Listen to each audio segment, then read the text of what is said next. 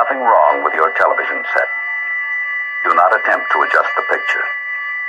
We are controlling transmission. If we wish to make it louder, we will bring up the volume. If we wish to make it softer, we will tune it to a whisper. We will control the horizontal. We will control the vertical. We can roll the image, make it flutter. We can change the focus to a soft blur, or sharpen it to crystal clarity. For the next hour, sit quietly and we will control all that you see and hear. We repeat, there is nothing wrong with your television set. You are about to participate in a great adventure. You are about to experience the awe and mystery which reaches from the inner mind to 420.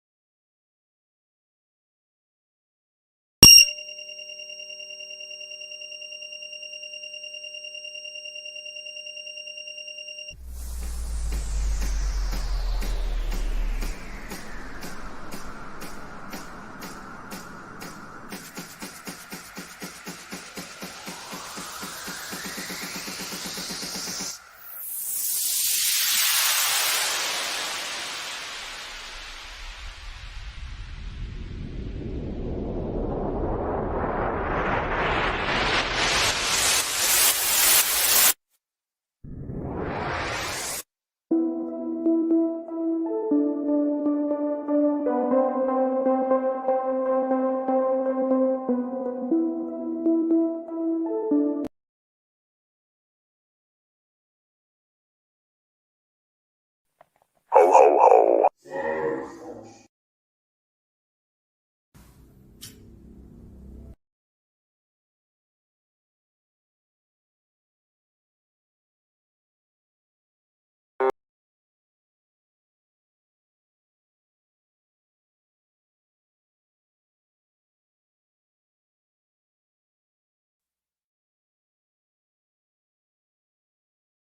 Sorry about the long intro, guys. Just kind of like getting things ready, you know what I mean? I came on kind of early tonight. I've been coming on earlier. I'm trying to, move up a little bit on the ladder, like, get into like the earlier. Plus, honestly, tonight's like the last night that like I have StreamYard. Like my StreamYard's about to go out. Like it gave me a warning. It's like in orange. It's like, we could not collect payment from your card. I'm like, fuck. They want like $40 now. Now Jenny's not administration no more. Friggin' sorry, Jenny. Hopefully the money will come through. And then we also have Singe Man, who's not administration, but for some reason Bill still is administration. Bill could come in right now if he wanted to, and it would work. So.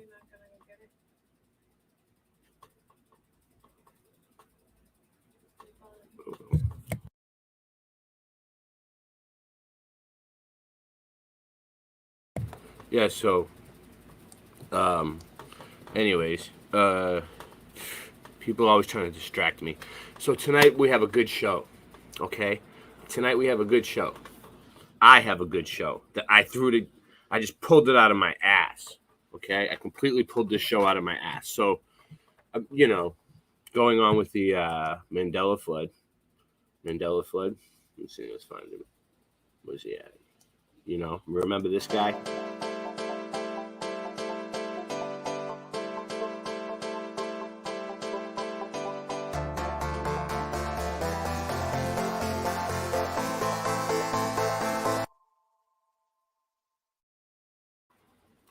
So there's something shady going on with zeppelins.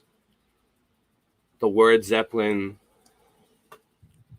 Led Zeppelin, the Hindenburg,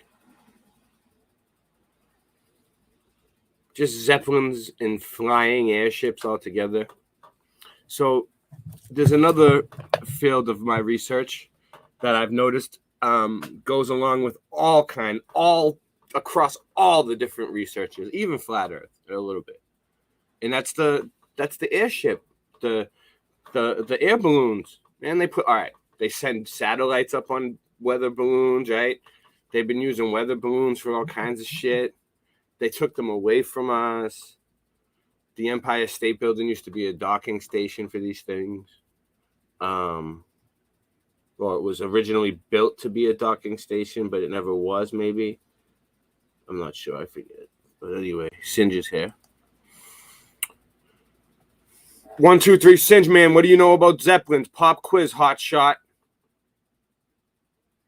You're muted. They named their band after the Hindenburg. Oh, you're talking about Led Zeppelin. How do you spell it? Off the top of your head, how do you spell Zeppelin? Zepplin.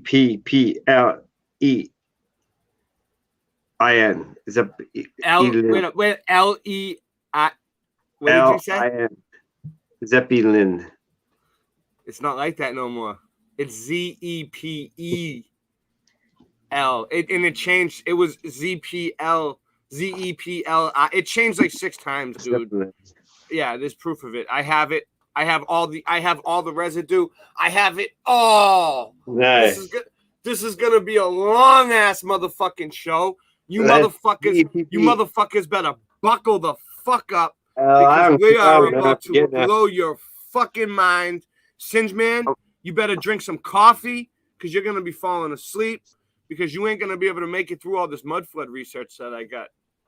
Okay. You're probably right. I knew it. That's why I drank an RSO coffee. Boom, baby. RSO coffee. Courtesy of Flat Earth Farms. I'm uploading a Slackline video. So. Jesus. Oh man. Yes. Have an RSO coffee today. Courtesy of our good friend Daryl. You're lucky. You're very lucky. I got like nothing. Don't worry. You just gotta keep bothering him. If you bother him enough, it'll happen. If you book them, they will come.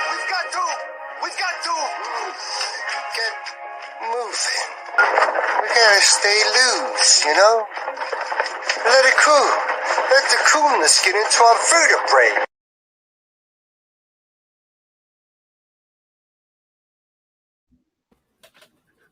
So how's everybody feeling tonight? How we doing? Getting ready? I love how Hugh TV makes it seem like he's gonna end the show and then he doesn't. Like he did it last time too. He's like, okay, so to sum it up, he's like, in conclusion, and then he's like, but then and he just keeps going on and on and on for like 2 more hours, and then he's like, but real quick, I gotta go. He makes it sound like he has to go or something. His son's in the other room or he's in a rush, and then all of a sudden he just keeps going. Michael Joshua Lewis. Let me give him a shout out. Michael Joshua Lewis. Yeah, no, my precarious situation. I'm not signaling you out. Machine up, Head. I don't know. Jenny T.I. Murphy. Dragon Sage. Hey, everybody. Hey, Jenny. Rotzman. Jason Starr. Welcome to the Truman Show. The most wonderful show in the world. Everyone loves our show, Singe. You know, thank you for all the support we've been getting lately and all the love. Man, you guys help Singe Man. We have some better shows coming Jenny up. Some shirts and stuff. Yeah, he's coming up with new stuff now. Singe Man, you guys got Singe Man working. Now that you guys finally paid him, he's actually doing work now, like real work. Like before, he was doing work. He was working. No, what are you talking about? Well, you know what I mean. Like the donations we've been getting. We're getting a couple of donations here and there. It's been helping us out. So I appreciate it. I appreciate it. It's not like we get paid. But it's better than what not getting nothing. Dude, me and you went for like 10 months with nothing, Singe. Like nobody gave us anything and we were just fucking broke as fuck and we still did the show. And then we were on Odyssey with like 3 people and we still did the show. So it's not about the money, but I'm just happy. How do you change the camera on this one? It's different a little bit here. What happened? What do you? Oh yeah, it's nothing happened. I'm just changing things. Your avatar sideways. Is that what you're saying? Your avatar is sideways. No, I got to be up and down right now because my tiny area. I don't know how to do it. I have no idea how to do it. Okay, so let me get to the screen sharing. Boom. Let's see how we do tonight. So we're gonna start off slow.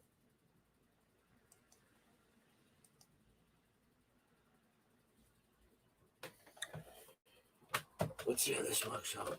I'll wait for it to show up on my screen on the TV before I press play.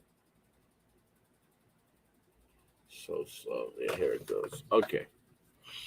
This is one I found by Jared Boosters, who I like to share his stuff. He never bothers me about it, and he always has good 411. Jared Boosters all the way.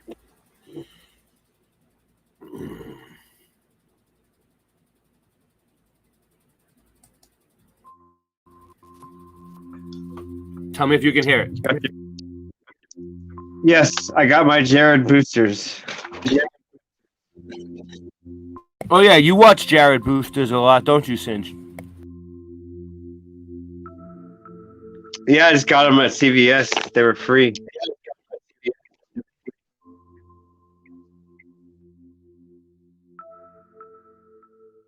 Howdy, y'all. Welcome back to the channel. Today we're going to attempt to desensitize new viewers to a concept until viewed more as a pseudoscience than something practical or applicable. Hot air balloons, as I've discussed in previous videos, had become a novelty and a topic of study for the most adventurous scientists as of the 18th century. We have multiple detailed reports out of Europe which conclude as much. Something that these early vessels seldom had was a power source. For the most part, the mechanical aspects of early hot air balloons were simple, involving inflation of the balloon on ground level and allowing the wind patterns around you to determine your route of travel. To apply directional steering to these miraculous devices, to apply a consistent source of energy, would be an aspect established at a much later time, creating the vessels which would be deemed to be airships. We have rigid airships of later years, like the German Hindenburg, which was constructed using a large, formidable metal frame. But we also have earlier airships, ideas by entrepreneurs and enthusiasts alike, who attempted to conquer the sky. Okay, so the first one they showed, Singe, and then this one, the Batwing. NASA. NASA. 100% NASA? Well, they do own all the helium, right? Yeah. Well, not all the helium, but most of it. Wait up. So NASA owns all the helium? They're the largest purchaser of helium. So like when you go to a birthday, all right. So you go to so if I go to a birthday party, and the balloons are floating in the air, that's NASA.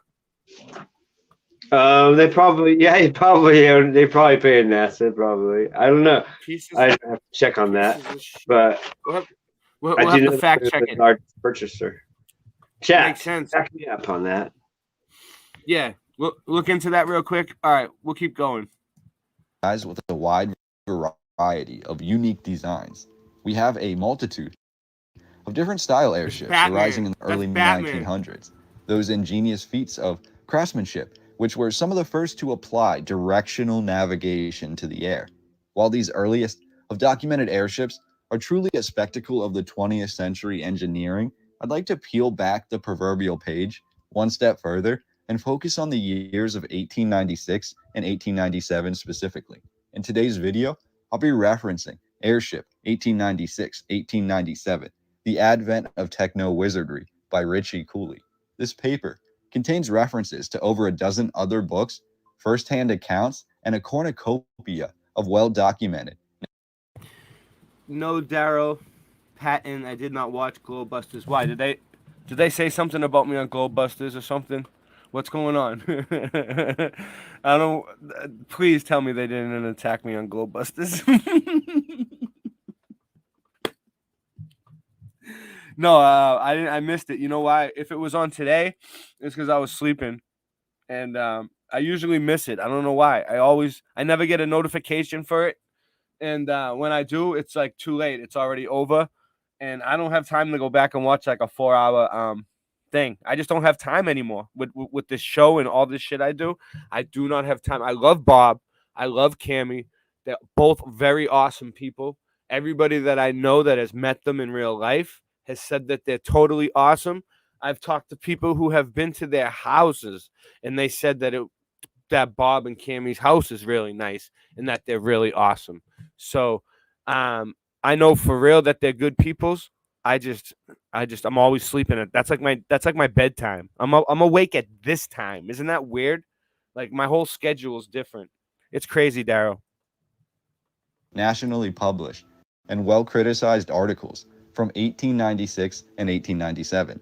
The topic of discussion, a mysterious airship, which was first sighted in...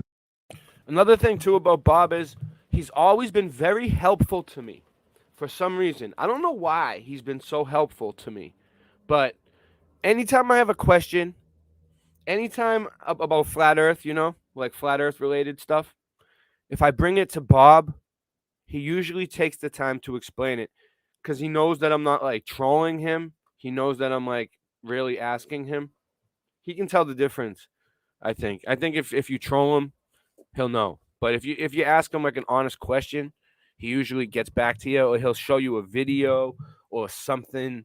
And right from the very beginning, when I first started questioning about flat Earth, Bob has always been helpful. So I like Bob. California in 1896, before the articles of its sighting, which were almost always at dusk, were published all around the country. These articles were almost instantaneously mocked by the scientific community and the rest of the public. That is, until the sightings of the same exact vessel started appearing in local newspapers all around the country, in a pattern beginning on the West Coast near San Francisco, before being seen in Texas, followed by the Midwest. As newspapers began to become... This is like a pirate ship, but with a balloon on the top instead of a sail. Imagine if they had that. Imagine if they had Singeman. Steampunk. Oh, is that what this is? Steampunk?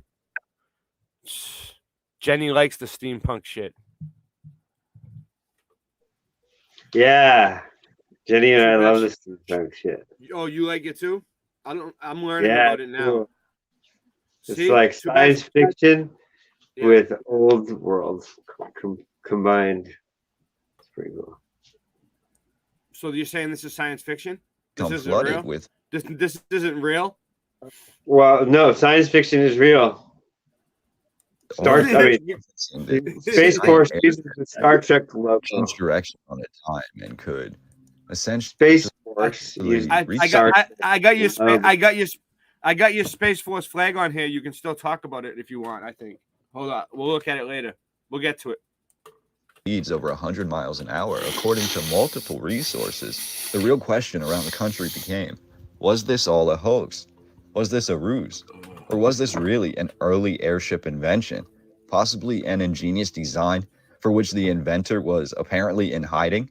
Could this mysterious airship actually have been an inherited device, an early means of travel, for which the lost civilization used to conquer the lands before the last, quote, reset? Could you look at this as ancient alien technology? I'm not one here to speculate or to often lend credit to a few individual stories or local articles. However, I do believe there's always a bit of truth into every published article. And if we know how to read between the lines, we can pick apart the apparent from the implied. And in the case of the mysterious airship of 1896 and 97, we have literally thousands of documented sightings. including signed statements and affidavits by high-ranking members of the government swearing oaths on their livelihood that they all witnessed this same enormous airship. So let us now dive into these accounts together and see what we make of this.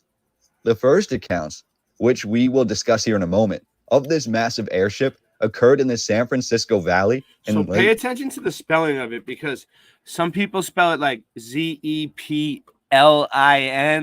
Some people spell it Ze like this.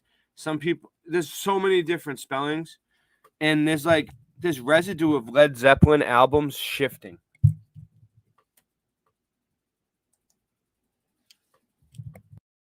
'96. However, the same week that the first sighting of this mysterious airship occurred, there was a man who came forward by the name of George D. Collins. Now, Collins was apparently an attorney, and Collins claimed he was the attorney. We have literally thousands.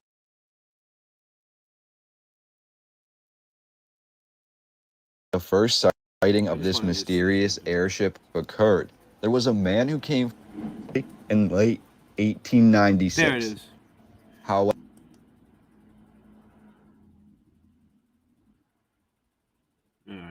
Checking the spelling. The same week that the first sighting of this mysterious airship occurred, there was a man who came forward by the name of George D. Collins. Now, Collins was apparently an attorney, and Collins claimed... Michael Joshua Lewis, you fucking love that geopolymer shit, dude. Hi, Kim Ray. Who else is here? Listen. Listen. You should get a job working as a geopolymer fucking salesman, and then you should go install it at people's houses, and you should make fake chartreuses and film it, and then make videos about people making fake chartreuses in geopolymer and put them up on your channel. All right? Why don't you do that? That'd be really cool. I'd love it. He could start a geodesic of the inventor or the founder of this mysterious airship. Collins came forward. What do you want to say about the geopolymer things? Go ahead. A geodesic shape of trust created out of faux polymer would be a good start. Faux. Yeah, actually, it's a geopolymer. We're gonna make something called geon polymer. Geon, like beyond geon polymer. Singe, get on it right now. Singe, make a guy who sells something that's better than geopolymer. That's called geon polymer, right? And make some crazy character, and we'll make a video of it. Okay, I could do that. Like beyond, make it say like beyond, like GYN, like gayon, like GEYOND, gayon polymer. Geon. I like it. Yeah. All right, we got you guys. Don't worry, we got you. We got a geon polymer commercial coming up. To newspapers all along the West Coast to openly discuss this airship, but without giving away any of the details of how exactly it worked or who its creator really was. Here's a quote given by Collins directly to the Sioux City Journal, dated November 23rd, 1896. Quote, "It is perfectly true that there is at last a successful airship in existence and that California will have the honor of bringing it before the world. I've known of the affair." Michael, don't get so triggered about the geopolymer thing, dude. I understand. We did a whole show on it the other night. You were here. We watched the Paul Cook video, and I did some more research. I know what it is. I understand what you guys are saying, but it's not, dude. There's no way that entire buildings were made out of geopolymer, dude. That you can't. You. All right. That's like trying to build a house out of sticks. You know what I'm saying? Like, there's other things included in a building besides just one material. For some time, and am acting as attorney for the inventor. He is a very wealthy man who has been studying the subject of flying machines for 15 years and who came here 7 years ago from the state of Maine in order to be able to perfect his ideas away from the eyes of other inventors. During the last 5 years, he has spent at least $100,000 on his work. He has not yet secured his patent, but his application is now in Washington. I cannot say much about the I know. I machine always he make has fun of everything, perfected because he is my even dad. stuff I And believe in. besides, I make fun of it. Yeah, I mean, I'm still looking at the geopolymer thing. I'm not 100% like bought or sold either way, but I just like making fun of Joshua Lewis and having fun with him because he gets so triggered about it. Look at him. Look, there he is. 95% of the ancient sites are made of it. All right. So 95% of the pyramids are geopolymer. That's what they're trying to say, right? I heard someone say something about there's a geopolymer pyramid video going around. All right. Maybe if I have time after I get done with my whole flying airship thing and my Mandela effect presentation, then we might have time for the geopolymer stuff. Maybe not. Maybe we'll do that tomorrow if my StreamYard bill is taken care of. We'll see what happens. This might be the last show. This might be the last show for a while. We'll see. he fears that the application will be stolen from the patent office if people come to know that the invention is practical. I saw the machine last week at the inventor's invitation. It is made of metal, is about 150 feet long, and is built to carry 15 people. There was no motor power as far as I could see. Certainly no steam. End quote. Now, that's interesting to say. Okay, so Michael Joshua Lewis. I wish I could put it up on the screen. Paul Cook is not a geologist. Geopolymer Institute channel RG, but geologists, just geologists. You trust them? You trusted. When did you? When did you start trusting scientists, Michael Joshua Lewis? Like, when did you start trusting? When did you start believing in scientism? I thought you were like very godly person, right?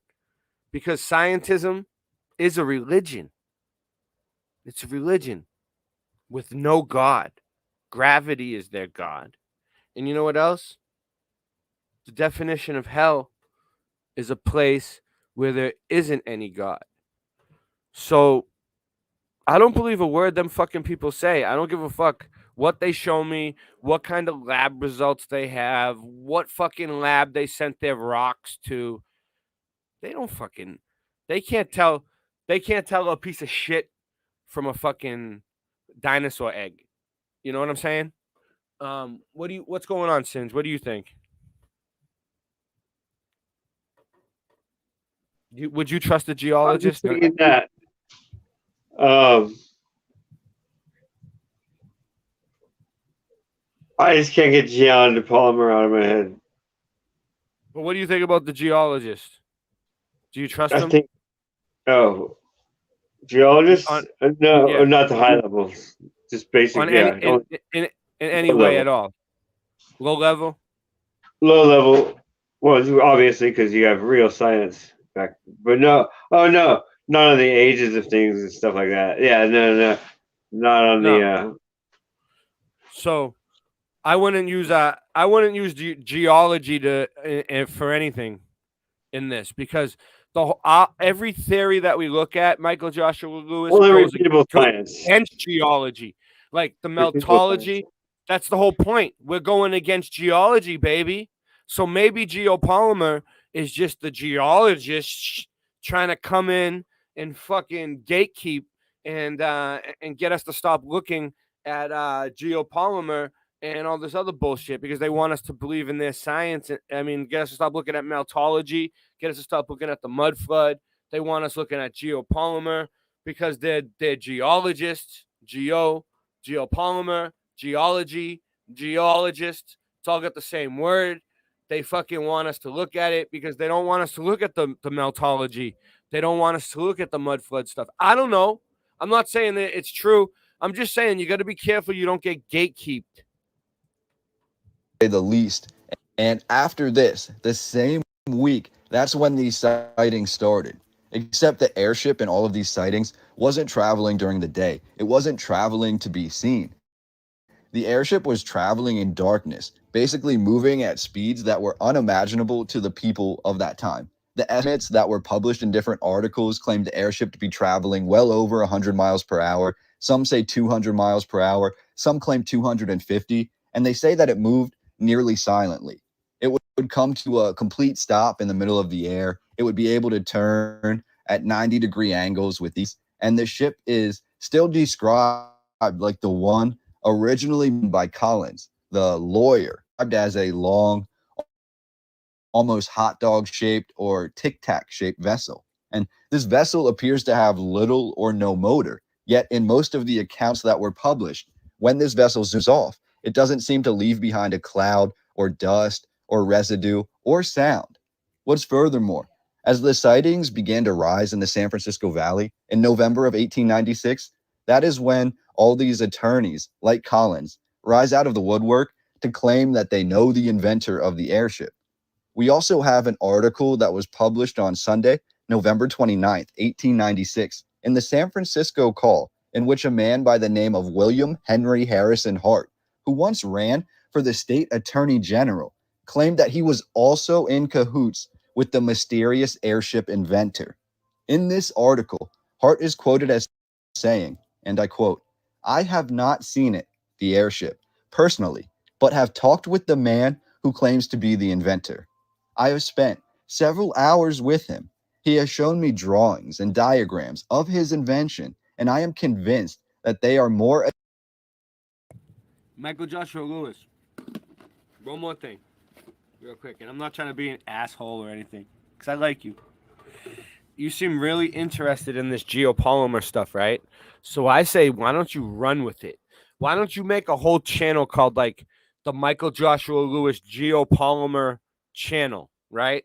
And then just go nuts. Just make your own channel on geopolymer. I'll support you. I'll go over there. I'll show people it. I'll tell people to watch it. I just don't have the time to dedicate to it. Adapted for the purpose for which he I don't have the time or the energy to dedicate to geopolymer claims them than the other invention making such claims that I have ever seen, end quote. And that's all fine and dandy. A mysterious ship, shady rich guys looking to claim it as their own, or somebody who hired them to be the attorney to claim profits. Sure, that makes sense. But what we want to know in this video is the truth. And I believe the truth can be best deduced from the multitude of sightings that were reported, beginning with those in California. In California, in November 1896, hundreds of residents of the San Francisco area saw a large, elongated, dark object which carried brilliant searchlights and was capable of flying against the wind. Between January and March 1897, it vanished entirely, and suddenly, a staggering number of observations of an identical object were made in the Midwest. Pseudo-scientific research conducted by Don Hanlon and John Keel may shed the best light on this subject matter. And from John Keel's work, we have this overall summary, as well as the numerous newspaper articles which we will discuss today.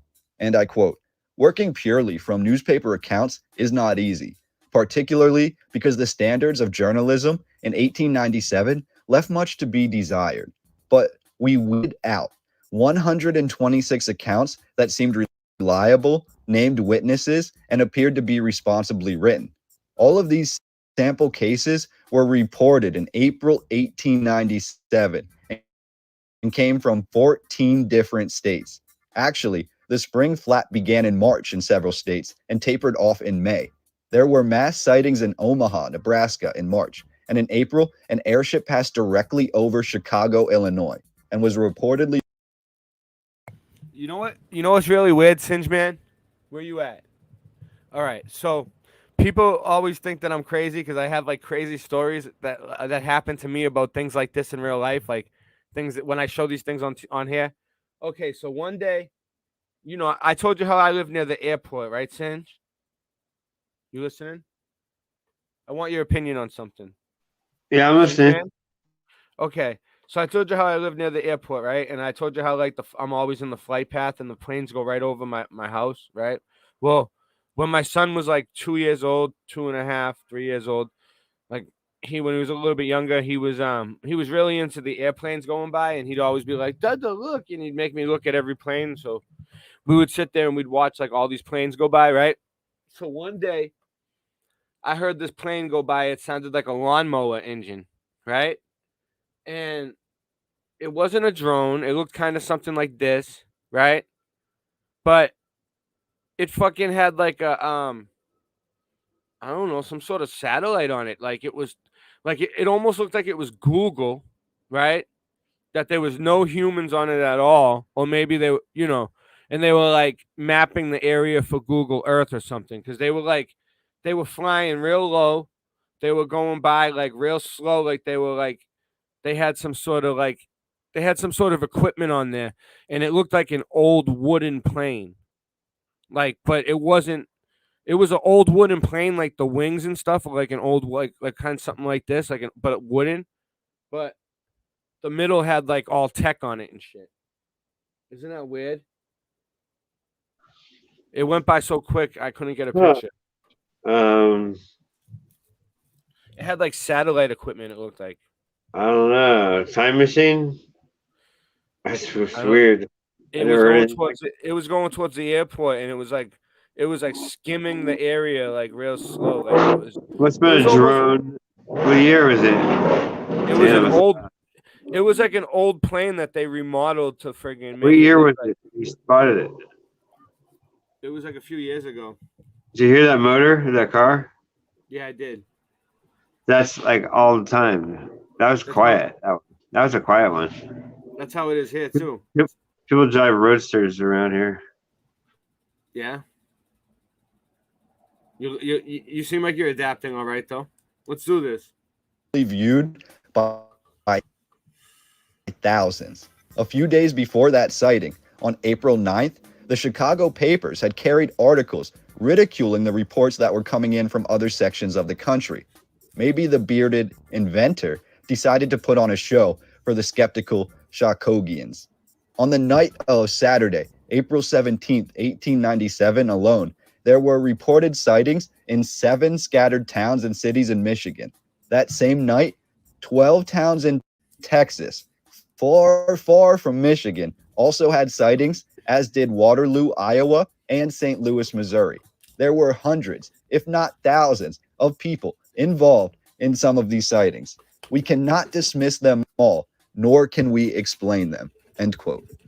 Now, I wanted to be able to throw in my own 2 cents on this and give my own opinion, and I didn't want to get too out of the ordinary here, but as these sightings continued to make their way across the country in 1896, beginning in California and then coming to Texas in 1897 and making their way to the Midwest, and as these newspaper articles published began to become more assertive in these claims, we then have a mass occurrence that occurred on April Fool's Day, 1897. And on this date, we're told as many as 10,000 people were reported as witnessing this vessel flying directly over Kansas City at dusk. And it remained there basically all night. We're not in Kansas anymore. And this just made me hearken back to the importance of this date, April Fool's Day. One, we have modern naysayers who may claim that this date was chosen basically to elude the public to the idea that this mysterious vessel was in fact a hoax, seeing as the largest occurrence, the most noted occurrence with the most people, the largest sighting of this vessel occurred on April Fool's Day. But another way to look at it would be that this date was chosen as a reveal, as the time that this vessel would become apparent to everyone. As we look at the history of April Fool's Day, let us not forget its earliest origins, which many attest to the Bible, including the London Advertiser, which published on March 13th, 1767, an article which read, quote, "The mistake of Noah sending the dove out of the ark before the water had abated on the 1st of April, and to perpetuate the memory of this deliverance, it was thought proper, whoever forgot so remarkable a circumstance, to punish sending them upon some sleeveless errand, similar to that ineffectual message upon which the bird was sent by the patriarch."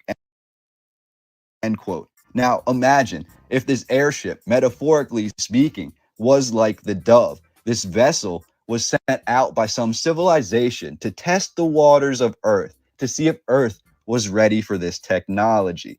That's just a theory. But the vessel could be from an otherworldly being, and that is worth noting here. Ooh.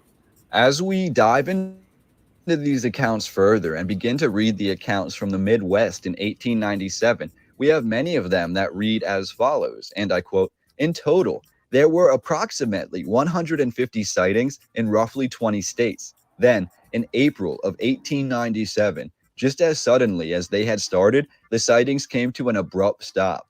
While many accounts can be written off as hoaxes, mass hysteria, or even the misidentification of astral phenomena, such as comets and meteors, a handful of accounts were credible enough to generate some lift. Just a few days after the Sacramento sighting, 50 miles north, in a town called Stockton, Colonel H.G. Shaw was driving his buggy through the countryside when he stumbled upon a landed spacecraft. According to Shaw, the vessel was roughly 25 feet in diameter, was a cylinder shape, and was 150 feet long. It had a metallic outer surface and, other than what appeared to be a rudder, was completely devoid of any additional external features. He observed three strange, slender creatures moving about the aircraft, emitting a strange, warbling noise. End quote. At Quincy, Illinois, late on the evening of April 10th, hundreds of onlookers saw a bright white light with red and green lights on either side of it flying low over the Mississippi River on the city's west side. As they watched, it rose in the air, headed east over Quincy, then south, then west. It hovered over a park for a few minutes before moving That north. one looks dented. Look at number 33 right there. Number 33 on it. Stopping half a mile later to hover again. It reversed direction and left in a southerly direction at a, quote, tremendous speed. And I quote, also on April 11th, 1897, 400 persons supposedly sighted an airship over Norman, Oklahoma. The Daily Oklahoma devoted one sentence to this report, and now Norman has seen the airship as well, and by a bank cashier, a devout churchman, and a prominent citizen, Mr. Wiggins, end quote. In the Chicago Chronicle of April 13th, 1897, appeared the following under the headline, Airship Seen in Iowa, April 12th, and I quote, "The airship was seen here at 8:30 tonight and was viewed by the whole population. It came from the southeast and was not over 200 feet above the treetops and moved very slowly, not to exceed 10 miles an hour. The machine could be plainly seen and is described as being 60 feet in length, and the vibration of the wings could be plainly seen. It carried the usual colored lights, and the working of the machinery could be heard, as also could the strains of music, as from an orchestra. It was hailed, but passed on to the north, seeming to increase in speed, and then it disappeared. There is no doubt that it was the real thing, and is testified to by the most prominent of citizens," end quote. We also have a story by ex-Senator Harris that was published on Wednesday, April 21st, 1897. And I quote, ex-Senator Harris said that he was awakened at 1 a.m. by a strange noise, and he was astonished. Did they burn the cities and the airships, or is this just a giant fucking Mandela effect that shifted into our reality where there was airships and all this shit before? I don't know. I know that we've had the airships before, but this is crazy. Like, you should see the amount of flying machines they've had now. To see the celebrated airship descending on his property outside of Harrisburg, Arkansas. He stepped outside and was met by the craft's occupants, conversing with them as they busied themselves, taking on a supply of fresh water. End quote. We also have two lawmen, Constable John J. Supner and Deputy Sheriff John McLemore of Garland County, Arkansas, who signed affidavits on May 8th, 1897, testifying that they had also conversed with the airship occupants. Their account was published in Helena, Arkansas on May 13th of that year. It reads as follows, and I quote, "While riding northwest from this city on the night of May the 6th, 1897, we noticed a brilliant light high in the heavens. Suddenly it disappeared, and we said nothing about it. After riding 4 or 5 miles around through the hills, we again saw the light, which now appeared to be much nearer to the earth. We stopped our horses and watched it coming down until all at once it disappeared behind another hill. We rode on about half a mile further when our horses refused to go further. About 100 yards distant, we saw 2 persons moving around with the lights. Drawing our Winchesters, for we were now thoroughly aroused to the importance of the situation, we demanded, 'Who is that, and what are you doing?' A man with a long dark beard came forth with a lantern-like So you think the device in money his will still hand, be there tomorrow? and on being informed who we were, proceeded to tell us that he and the others, a young man and a woman, were traveling through the country in an airship. We could plainly distinguish the outlines of the vessel, which was cigar-shaped and about 60 feet long, looking just like the cuts that have appeared in the papers recently. It was dark and raining, and the young man was filling a big sack with water about 30 yards away, and the woman was particular to keep back in the dark. He said he would like to stop off in Hot Springs for a few days and take to the hot baths, but his time was limited and he could not. He said they were going to wind up in Nashville, Tennessee, after thoroughly seeing the country. Being in a hurry, we left, and upon our return to the location, about 40 minutes later, nothing was to be seen. We did not hear or see the airship when it departed." End quote.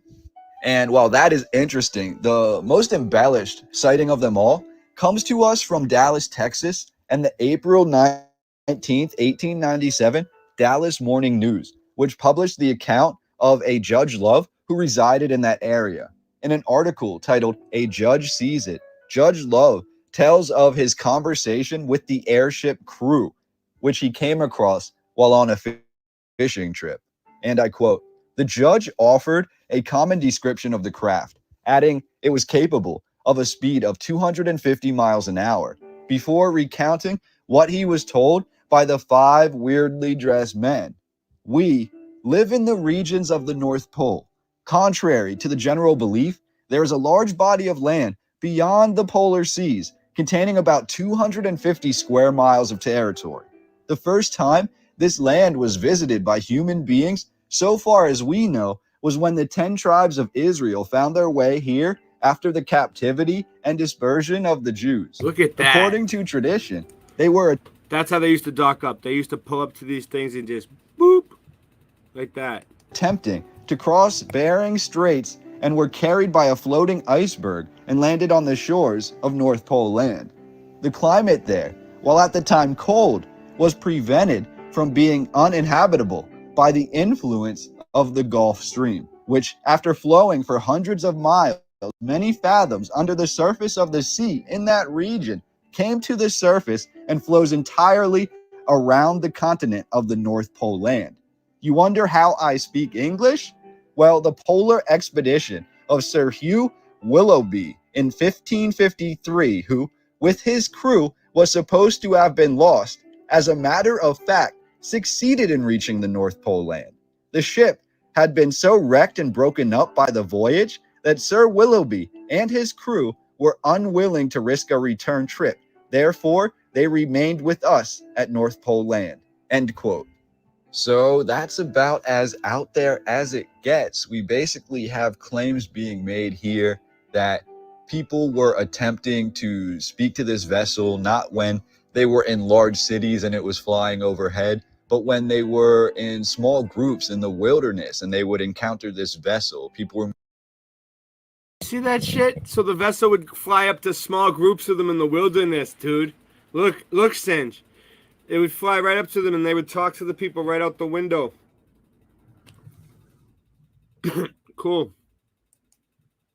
making claims that they talked to the people from this vessel, the humanoid creatures, that these creatures said that they had encountered human beings in the North Pole, that they had a base in the North Pole, that there was land that was habitable in the North Pole. And then you look at Project High Jump, and you look at things that happened with the US government some 50 years later or so, and you look at Admiral Byrd, and you look at all the things that he did to try to explore the North Pole, and you wonder if there's any sort of credible information that's actually being given here in these newspaper.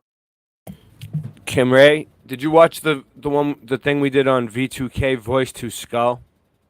It's in my community section. Articles. Like I said at the beginning of this video, one thing that we must do is read between the lines here. And I believe, especially in this case, when we see what happened later and how this information was basically in the Odyssey, 1890s looked at as a hoax, yet we have operations that are happening based off this information some 40 or 50 years later. And I just find that really revealing in this narrative. But that's about it. That was the 1890s, when we have a multitude of sightings of this same vessel that was happening all around the United States. This could be a hoax, yes, but we also have accredited doctors, lawyers, and government officials risking their reputations claiming to have seen or represent this craft. We also have over 200 unique sightings by tens of thousands of people in less than a 1-year period from a wide range of states across the US. We have descriptions of the vessel that all match, published on nearly the same dates in areas hundreds of miles away from each other, all describing basically the exact same craft. Meaning, if this was a fabrication, if this was a hoax, this was one that had to have been planned months to years ahead of time. Finally, we have a claim from someone who says that they actually spoke to the owners or the conductors of this airship. So while many want to claim that this is some sort of UFO or alien technology or from an alien origin, as we apply what we read today, this science, to what we've already read about in my other videos looking into old world research about Tartary or about the missing civilization. Some don't like to call it Tartary, but about the civilization of advanced technology that seemed to be here before the last reset, about airships and mooring masts, about the abundance of platforms that were built for airships, yet nobody uses the airships anymore, but we still have these massive buildings that have basically spots for these airships, about the ideas that old stadiums and things like that, the locations that are designed like that, could really have been housing stations for these airships. We're looking at a lost society of the past, about the tales of the worldwide, really, society, this united society that was pre-existing. We have highly advanced cultures, highly advanced architecture, and now we're looking at highly advanced flying vessels that are coming to us really out of nowhere, appearing in the late 1890s. And I'd really just love to hear what your opinion is about all this down below. But if we want to look at it in the sense of at least theorizing that there was some sort of advanced previous society, one that had advanced architecture, had advanced abilities, or at least had advanced knowledge and the ability to build these sort of airships. If you want to look at that as they basically stemmed out from somewhere, I made a video previously where it appears they stemmed out of northern India. That's why we refer to them as Tartary, because that's where this knowledge came from, that area. But others don't like to use the word Tartary, but I do. So we can say that this Tartarian civilization really branched out. It brought its knowledge to the better parts of the world, but eventually the knowledge was able to corrupt a certain group of individuals, and they in return look to out this society. They look to remove this technology, these free advancements from the public's eye. And basically that shifted this society in this theory. And that society in this theory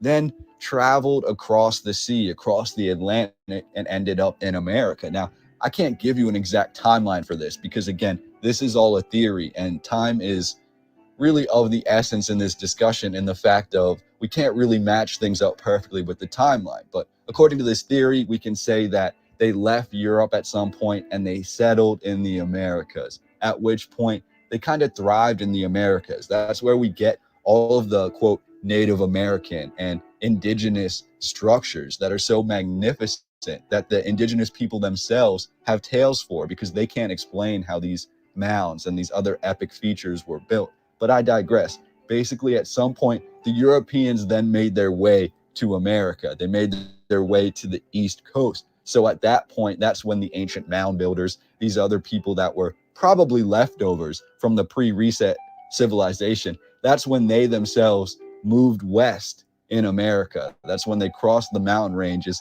and that's when they ended up in what I would theorize is California. That's why you get all the old stories of California, of the Amazonians, of all the epic architecture, and the island of California. You get all of these, quote, hoaxes that occurred about California as well. And I believe that really stems from, if there was this ancient pre-reset civilization that brought knowledge to the world, and they really were being pushed back, basically pushed further and further to the edge, I believe their edge became California. And at some point, eventually, the European settlers even made their way to California. And at that point, you just have this small little patch of this pre-reset civilization that basically refuses to assimilate with the rest of the public, or is unable to basically create its own utopia again. So that is when you have all of these devices really coming to the public eye. You have technology that seems to be pre-reset coming back to the light, like these airships and like other massive guns, massive weaponry, star forts, and things like that. It all appears to stem from this rediscovery of this ancient pre-reset civilization that was only discovered when the Europeans pushed the whole way to the West Coast and encountered these individuals once again. Now, did they know what they were discovering? Did they have any idea what these airships really were? I'm not exactly sure. But what we do have is, within a couple years of the panic of 1896 and 1897 regarding these airships in America, then we have airships becoming the really commonplace around the country. We have massive amounts of companies dedicating time and ingenuity to building these airships, and they become seen really all around the country of America and all around the world. Dirigibles become what a lot of people thought would be the... There's only 3 minutes left. What were you saying? You got something? Nothing. I just made a comment. I said. I thought you wanted to say something. So, go ahead. What do you think so far about this? I think it's crazy. I never heard anything about it. I know, right? It's crazy, right?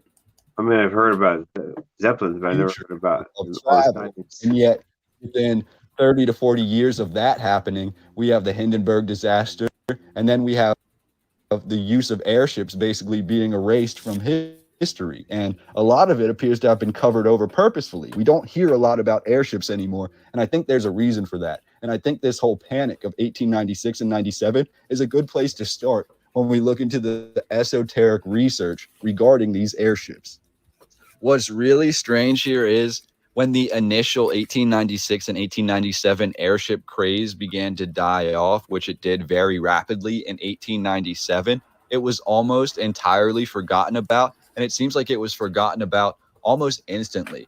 When you look at the articles and the way that they're published, we have a resurgence of reports coming out roughly 14 years later with the same sensationalized reporting in local newspapers about airships flying over cities again. But what's more remarkable is none of these articles from really 1910, 1911, 1912, none of these articles seem to make any mention of the dirigible crisis and the dirigible craze that happened nationwide only roughly a decade earlier. Quoting Jeremy Clark here, who says, "One curious feature of the post-1887 airship waves was the failure of each to stick in historical memory. Although 1909, for example, brought a flood of sightings of airships worldwide and attendant discussion and speculation, contemporary accounts do not allude to the hugely publicized events of little more than a decade earlier," end quote. Basically saying that newspaper articles published in 1909, 1910, 1911, even here in America, none of them made mention to the airship craze of 1896 and 1897, seeming like either the public had somehow forgotten Men in Black style, or for some reason it was purposefully being left out of this narrative. So I just found that to be very interesting as well. Is this entire mystery really a hoax? We had airships that were already in use in 1896 and 1897 successfully, albeit without nearly any of the features that were said to be on this mysterious airship. If it is a hoax, how would this hoax have been constructed? And who would be the ones benefiting from America believing that aliens or fallen angels or something esoteric really existed in the 19th century?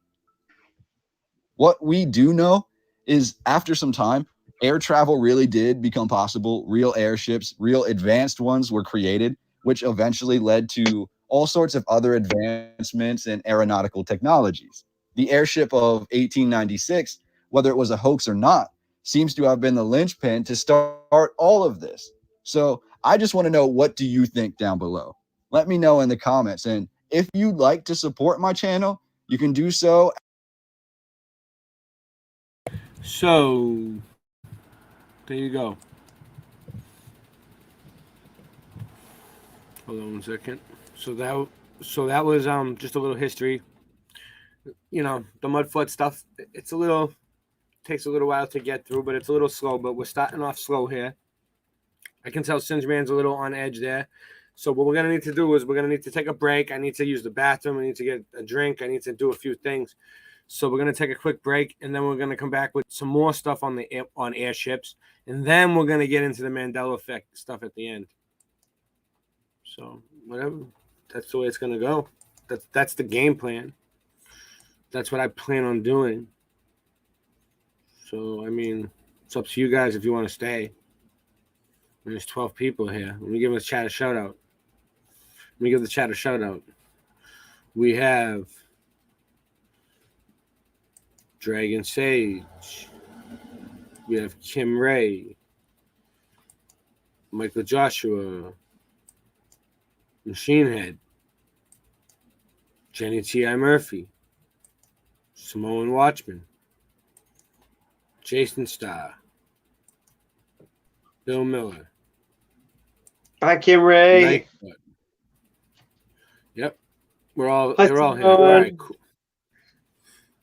All right, cool. So we'll play a couple songs and we'll keep this party going. Everybody, get ready for the Mandela flood, because it's coming.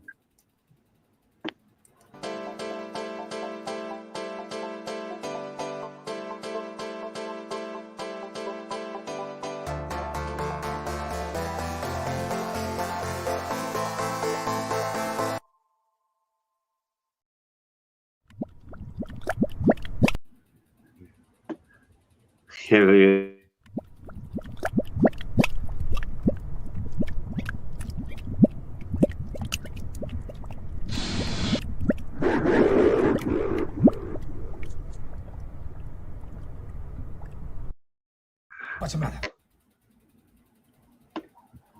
What's the matter? You bums forgot how to kill people? Doesn't your work mean anything to you anymore? Have you no sense of pride in what you do? No sense of duty? No sense of destiny? I'm looking for generals! What do I got? Foot soldiers!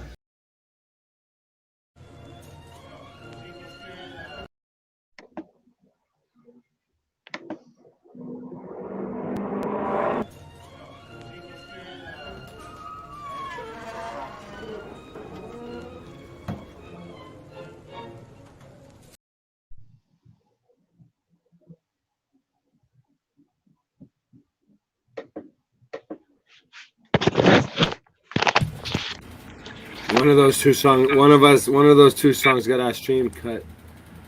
I know. People are telling me the stream's cut.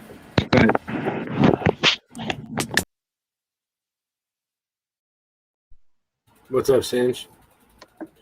So I pretty much got it ready. I mean, I can sit here and play songs all night and diddle dally around, and we got 8 people here, so there must be another show on tonight. What day is it today anyway? Oh, Thursday night. Usually Thursday nights are our big night. All right. Well, people, it's still only 11:30. People will start to show up now. We started early. That's what we get for starting early. So I found another video. This was pretty cool about airships. Staying right on track here. We ain't playing. Just moving right along.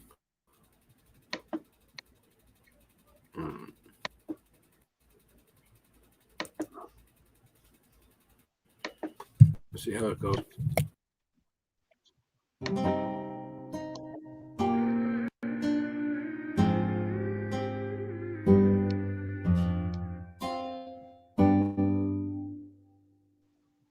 Is it possible that in the time of Tartaria there was a public aerial transport system that made use of etheric technologies? Are many of these technologies left over and rediscovered after the mud flood? Are these zeppelins, dirigibles, hot air balloons remnants of a prior mode of transportation? And this is the history that they leave us with. Many depictions of hot air balloons, ships, okay, Tartarian building, even flying shoes, being comical, mocking us. And again, all sorts of different designs for these hot air balloons, but they want to sell the story that these Shit are the takes first times that forever to they fucking invented work. these weren't into the late 1700s. That the ancients didn't think of this technology, that it wasn't until the Montgolfier brothers, where I guess they started in paper making and then somehow got into flying machines. But what doesn't make sense about all this is that on the hot air balloons website itself, it says Son of a the bitch. hot air balloons were used to create the Nazca lines in Peru, and that was 1,500 years ago. So if you think about it, and also, I mean, in China, 220 AD, and it was used for military purpose. So why would it take over 1,000 years for it to be used in Europe again? And I think that this is where the cover-up is happening, is that they're trying to act as if the ancients didn't possess this technology. Well, what if in Tartaria, before the mud flood, they possessed these ancient flying machines or this technology that goes way back? And this technology was re-engineered, redeveloped, and over time they developed these efficient flying machines known as dirigibles that, and almost famously is the Zeppelin, that would dock. This is the Empire State Building that would dock and charge, or it would get moored by a mooring cable. This ancient technology used ether, atmospheric static electricity, and these stations would collect it. These ancient Tartarian buildings would collect this energy and recharge these flying machines. This must have been the very first goal of many ancient civilizations. If you can build intricate buildings that serve as ether collecting stations, then it's not far-reached to consider that they developed some sort of flying machine that ran on energy it collected. Even the Vedas.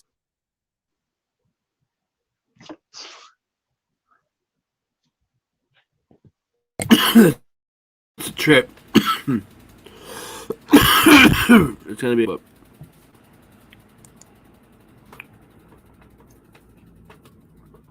So they were using the energy to collect to power these flying machines to fly around.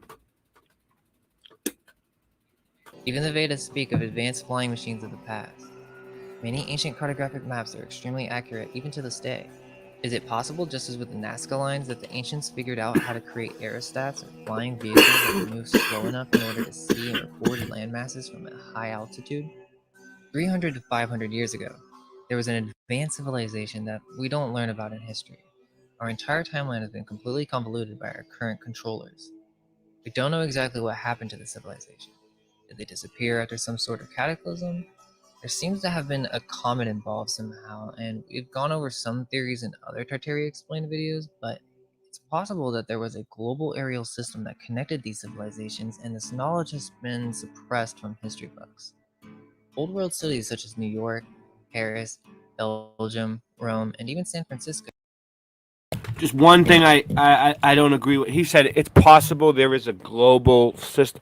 There is no global system because there is no globe. But there probably was, yeah, it's possible there was some sort of plane-wide system where they had this going. Similar buildings that could have served as docking and charging stations for dirigibles and other flying machines. Within the last 200 years, after the mud flood, many of these cities were empty, and the controllers of the New World began migrating children from around the world into these cities and feeding them stories in place of truth in public schools. Could this be why we are shown these strange photographs where the cities look completely empty as if these pictures have been set up?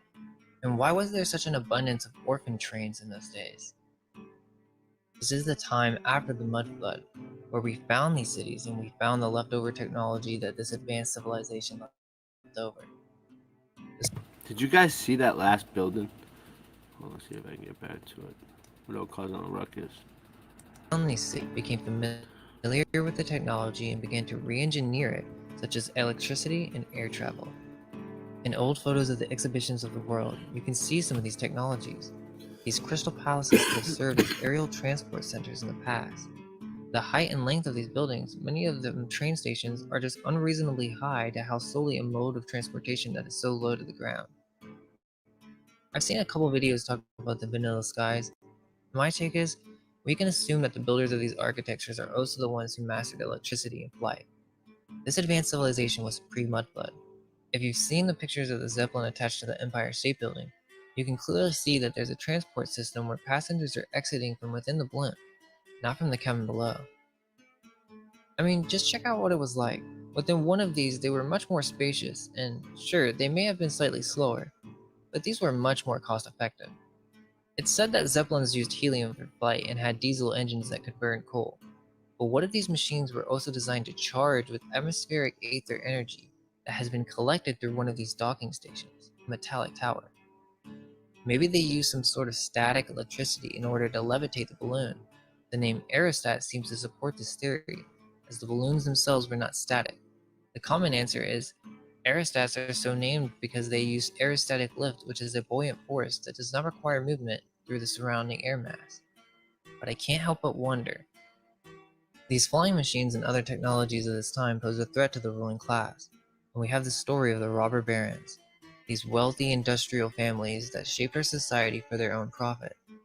They suppressed all knowledge of free energy. They brought in the prohibition as a means for removing alcohol as a fuel source. School systems influenced to create worker-minded humans. Removal and suppression of any new science of free energy, to trap one in a dead system or rule. Kenneth Price has some great work on this subject.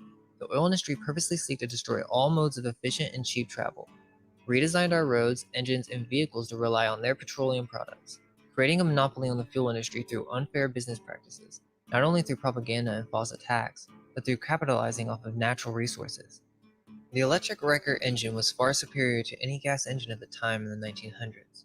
It didn't have to shift, and it could drive very smoothly at a great speed. It won many races. This one's almost over too. They had to slip one more ad in there. Oh no. Oh no. Cosmic disclosure. It's fake. I'll give you the disclosure right now. It's fake. Oh, inside the secret space programs. What's really going on? All right.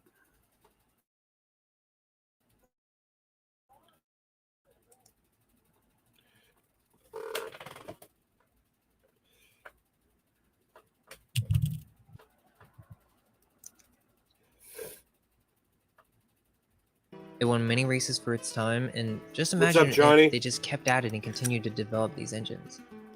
There were others too, like diesel, that could run off of vegetable oil, but the oil companies who controlled the government, and still do, passed a prohibition just to remove these engines as competitors. They had cars that could literally just run off of alcohol, like the Stanley Steamer. The gas engines were overcomplicated and failed in many situations. They used piston engines, which is a lesser technology. They were more bulk and fuel was more expensive. There were other power systems that were deliberately forgotten, and the reason is they multiplied the energy they released during combustion, which led to increased fuel mileage. These oil companies had a part in both the destruction of the Titanic and the Hindenburg. Big Oil hated steam, and the Titanic was a steam marvel. It could run off of cheap coal and was extremely efficient. The Titanic broke into two different pieces straight down the middle, and the pieces were found 2 miles apart. They covered this up with a movie, of course, and they successfully removed the steam marvel and others from being developed in the future. We all know the story of the Hindenburg and how they said, oh, blimps are dangerous. So that one event literally destroyed that entire industry. These anti-gravity machines that weighed 500,000 pounds, they would be released from a mooring line. They didn't need power, and just through push, they could travel. A modern jet-powered system needs 5 times more fuel and weight. And that's just to compensate for it losing weight. The Hindenburg was much more efficient. 18 million miles of surface in 1 year in operation before the disaster. It had 44 transatlantic flights in supposedly very fuel efficient, and if they would have kept developing these technologies, imagine what we have now. Free aerial transport system, maybe? The Hindenburg was also political. You see the Nazi sign on the tail, and it was named after a political leader, so there was kind of a symbolism to this destruction. There was many bomb tests. The lead engineer of the Hindenburg said that it was sabotage. The Hindenburg had plans for using hydrogen instead of helium, which would have been much more cost effective. This could have been one of the main reasons it was taken down. They never show the part where it starts burning. You only see it afterwards once it's in flames. And they just so happen to have 22 different photographers right on set right when this is happening. Only 35 people were lost during this event, but yet they say it's so dangerous. How many people die from airplanes and cars? So, car crashes happen in the millions every year, many of them involving alcohol or cell phones. Yet nobody's rushing to ban cars or cell phones or beer. There is a semi lengthy list of airship crashes listed on the Wikipedia, but it's still short enough to where you could examine every crash. Whereas car crashes are in the billions. Same goes for boats. There are thousands of crashes each year, but there are multiple fatalities, and yet we still use them. This to me indicates that safety is not the true motive for banning this mode of transportation. They just didn't want these technologies to compete with their industries, and they wanted to be the main fuel source of the future. Just think about how much money big oil makes nowadays. Even after their fake World War, which they funded oil to both sides, World War I made billions off of aircraft fuel, which was gasoline. In the modern day, you can imagine that billions of gallons of gasoline are being used. Not only that, plastics, pharmaceuticals, the modern oil industry is making trillions. This is why JP Morgan actively shut down Nikola Tesla. Free energy would mess up their debt system that they were trying to impose on every human being. Oil waste is extremely toxic. They just turn it into even more products that are used by every vehicle today, like tires and paint, and all sorts of stuff. So what's the big idea here? What do we think's going on? Well, from what we've gathered, the old world was much more advanced than we were made to believe. Perhaps not in the way that we imagine high tech nowadays. In fact, it seems that we've lost more than we've gained. A world in which flying machines were commonplace and people could fly more freely does seem fantastical, but it's important to remember on whose authority is it simply fantasy. All I can hope is that our minds be unveiled. Let go of everything you think to be true. Relax the mind and ask the question, do I truly understand what this reality is? Not bad.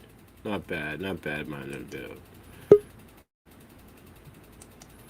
Alright, what do we got here?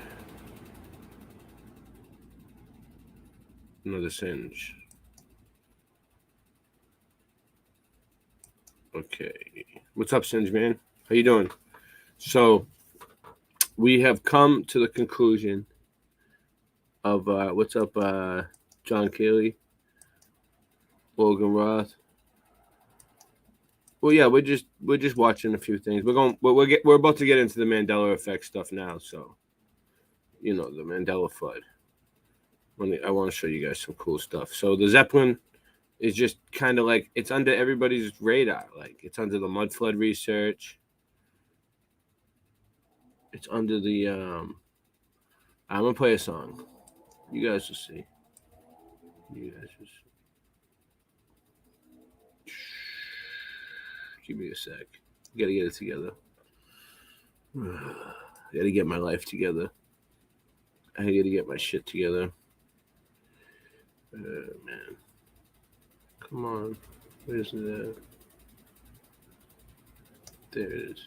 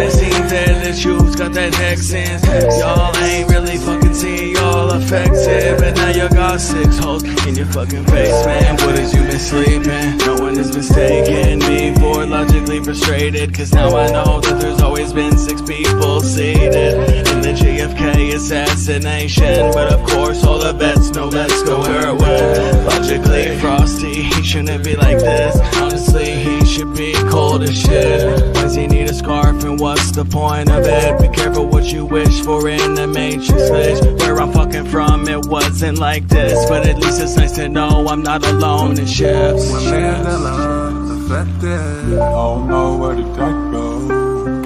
Mandela affected, don't know. I said we going Mandela affected, don't know where the tech goes. Affected, don't know.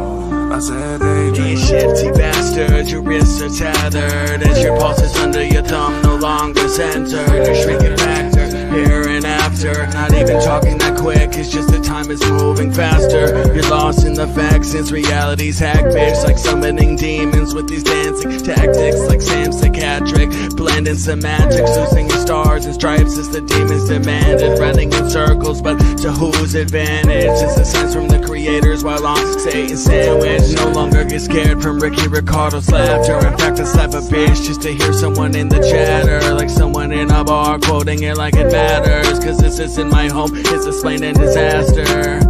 How the fuck could this be? Someone tell me, oh can't say. Mandela affected, don't know where the tech goes. Mandela affected, don't know. I said we going Mandela. Don't know where the tech goes. And we all infected. Don't know. I said daydreaming.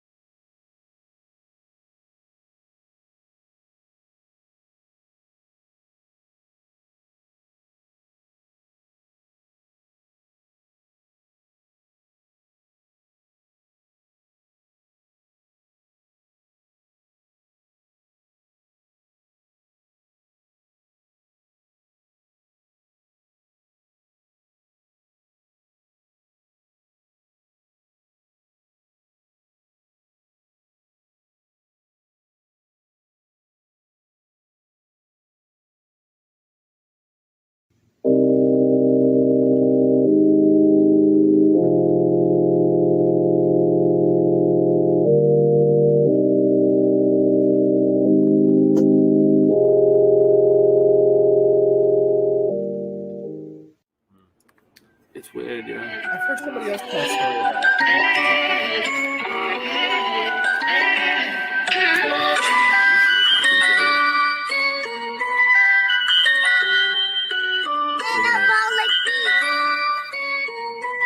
I got the chorus down.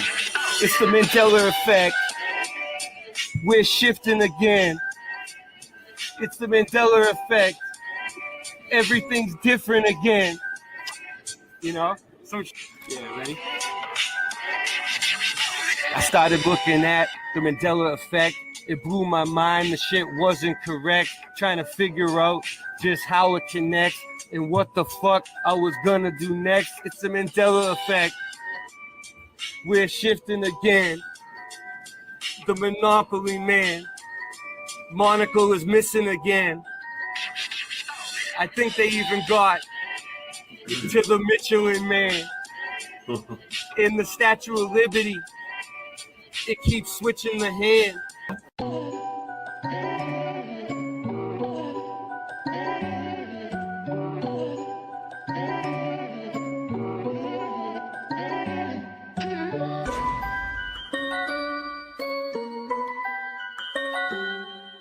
Did you know your reality is being put to the test? The Panama Canal no longer runs east to west. Things you are sure happen never did in this reality. The crunchy cereal with the captain now has the apostrophe. I started noticing changes in like 2014. It was JFK, the 6-seater that seemed so obscene. Many people will try and call me a loon, but hold up, wait, they even changed the spelling of Looney Tunes. Okay. I used to eat at Chick-fil-A every day before they added the K. So what's causing this? Many want to know. Well, I don't think it's CERN. It's just a magic show. Satanists doing rituals while scamming mad dough. Sounds familiar, like liars that always show us the globe. NASA, NIST, CERN, and more. We really need to show these corrupt agencies the door. I don't think this phenomenon is caused by man. I think it's a great awakening, and maybe God trying to contact us the best way he can. For me, Flat Earth, Mandela, and our dreams are all connected. Looking to pull some people in that I can intersect with. The bridge! Yeah, there it is. Alright, cool. So I didn't screw you over. Alright, cool. Alright, here we go. Can you guys hear that? Can you guys hear that? Yeah, we got you. Yeah. Alright.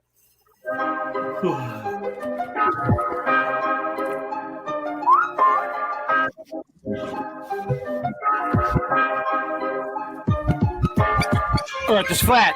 What you gonna do about it? The earth is flat. Now what you gonna do about it? The earth is flat. Now what you gonna do about it? The earth is flat. Now tell me what you think you're gonna do about it. Tell me what you think you're gonna do about it. Tell me what you think you're gonna do about it. Tell me what you think you're gonna do about it. The earth is flat. What you gonna do about it? I thought you knew about it. Would you rather do without it? We're the center. The sun and moon moves around it like a clock.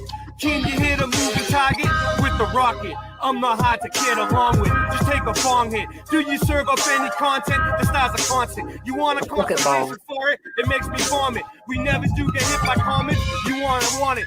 Leave another useless comment in the morning. The earth is flat. Tell me what you gonna do about it. What you gonna do about it? We know it's flat, and there is a bunch of us. Them globies munching on a bunch of snuffleupagus. You think it's cute? Then why not cuddle up with us? We know it's flat. Why you making such a fuss? My supper was the fucking best. That's just because the earth is flat. It hit me like an uppercut to the nuts. The earth is flat, and there's nothing you can do. The earth is flat, and there's nothing you can do. With a Russian with the crew, don't forget to brush after your food. They got asteroids, asteroids, and asteroids too. The earth is flat, and there's nothing you can do. The earth is flat. What you gonna do about it? The earth is flat. There's nothing you can do about it. The earth is flat. There's nothing you can do about it. The earth is flat. It's fucking flat. The earth is fucking flat. The earth is fucking flat. The earth is fucking flat.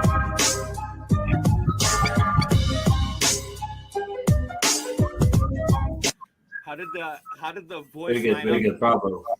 Did it line up with the beat? You know, and then I got this. I got Late Night Live. I don't know why. It's weird, yeah. I've heard somebody else tell a story about it.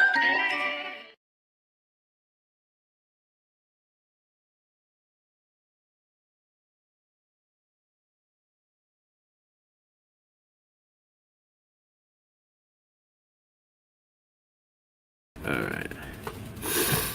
So I got a bunch of Mandela effect stuff about this Zeppelin. Let me see if I can get this to work. This is even the right link. I'll get the next link and the next link and the next link. One by one. All right. So not only, you know, the word Zeppelin's changing. Check this out. The band changed. What's this one? Is it working? Am I sharing? No, I'm not sharing. All right. Give me a sec. Okay, we can take that one off. Share this. I'm gonna stop my camera. It'll work better.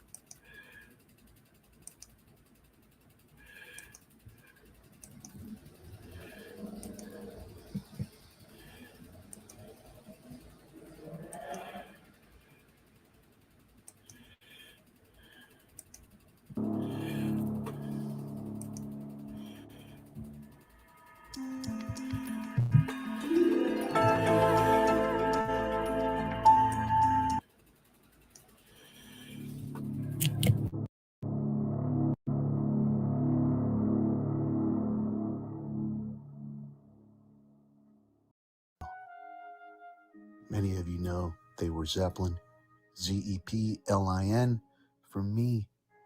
And I know they were Zeppelin for many of you, as well as Zeppellin. And now, Jimmy Page has always been Page. The I has been obliterated, but it's still comprehensible. Years from now, we may look back at these times as the good old days. It's hard to imagine an unimaginable number of parallel reality streams.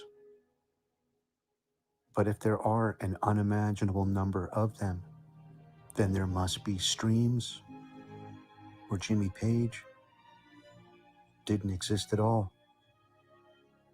or Led Zepp. And so I'm thankful they still exist. If a strong recall no longer matches your past, and you fail to realize that the past has changed, you are a brainwashed zombie denier under mind control. But this is relentless. It's not stopping. Your mental band-aids and gauze are going to continue to pile up. And eventually, the strongest idiotic zombie deniers will eventually capitulate and realize one change leads to another change. I got a text message this morning from Rich Vasanik, the wizard mechanic. The Led Zepp song was All of My Love, but now it's All My Love. Residue proves alternate memories are real, and residue proves that you are all sane. You are all sane in a mindfuck reality. Come on! Robert Anthony Plant? Nope. No way. Never. Robert Anthony Plant. Robert Plant. But now copyrights exist both ways.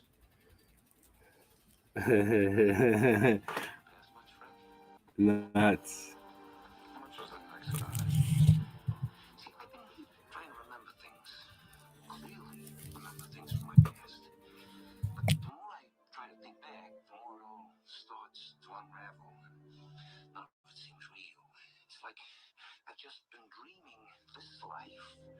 When I finally wake up, I'll be somebody else.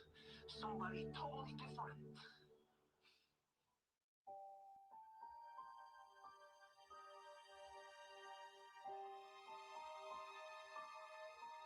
It's all just a big joke. It's a joke.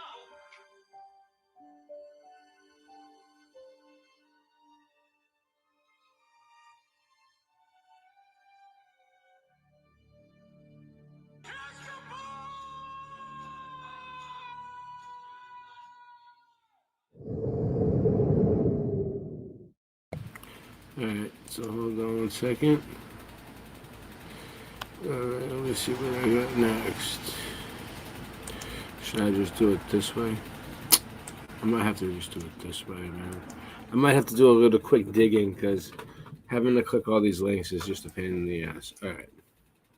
So there's a whole bunch of Led Zeppelin changes on here.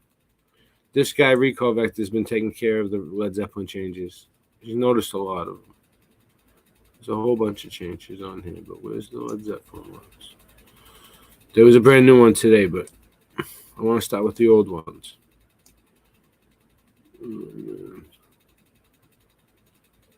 Here's some good videos.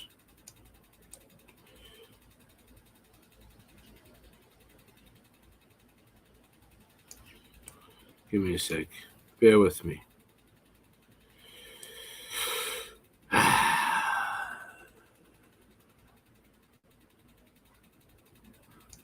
Sometimes when you really want something, you gotta dig.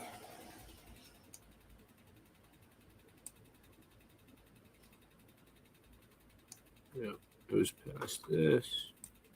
Way down, way down.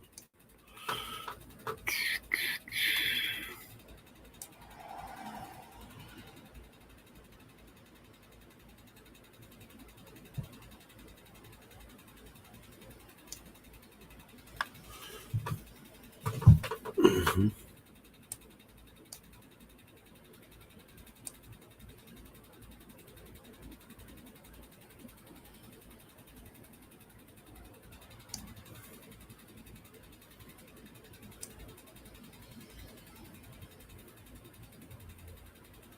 Almost there. Not much further. Can't be much further than this.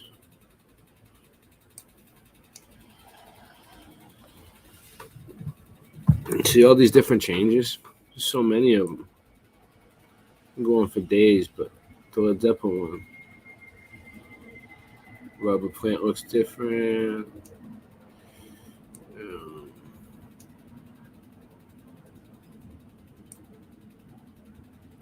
Led Zeppelin photo change. Hold on.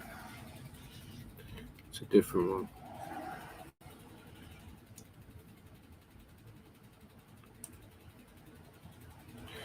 Jimmy Page. Yeah, this one.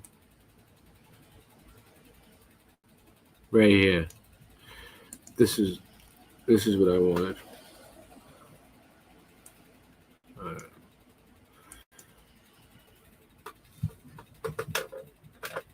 Yeah, we're gonna play them. We're gonna play them all.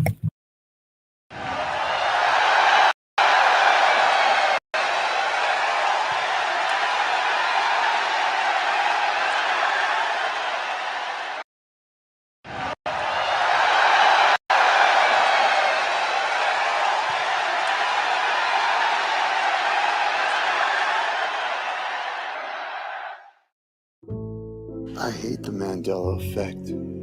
I want my memories to match the past and the memories of my friends and loved ones, but they don't. But hey, I've always known the Beatles spell E-A. I have the current memory. But there are many that recall the Beatles spelled E-E, and I believe the E-E spelling was just as real as the one I have always known. The internet is buzzing about this new phenomenon that's called the Mandela effect, which is this thing where the past changes. American Family's giant cash sweepstakes is in the mail right now. Grand prize, $10 million, and you may be the winner. The past changes. What Darth Vader really said was, I am your father. It doesn't match with your experience. But residue of alternate histories that no longer exist can be found, proving the memories are true. Can you make him say, Luke, I am your father? Wait a minute, caller. Now, I didn't say that. Darth Vader said it. Just play ball, Hamill. Let's do it. Just play ball. All right. Luke, I am your father. You know, Ed McMahon, our good friend, could not be here, but it seems, David, that you are the $1 million winner. oh my God! Photos and video of affected objects change to current history, just as Marty McFly's photo did in Back to the Future. But human action, drawings, and overlays can remain the same. The past can't change is a false belief system triggering self-defense mechanisms due to psychological trauma, converting the majority into idiotic zombie deniers.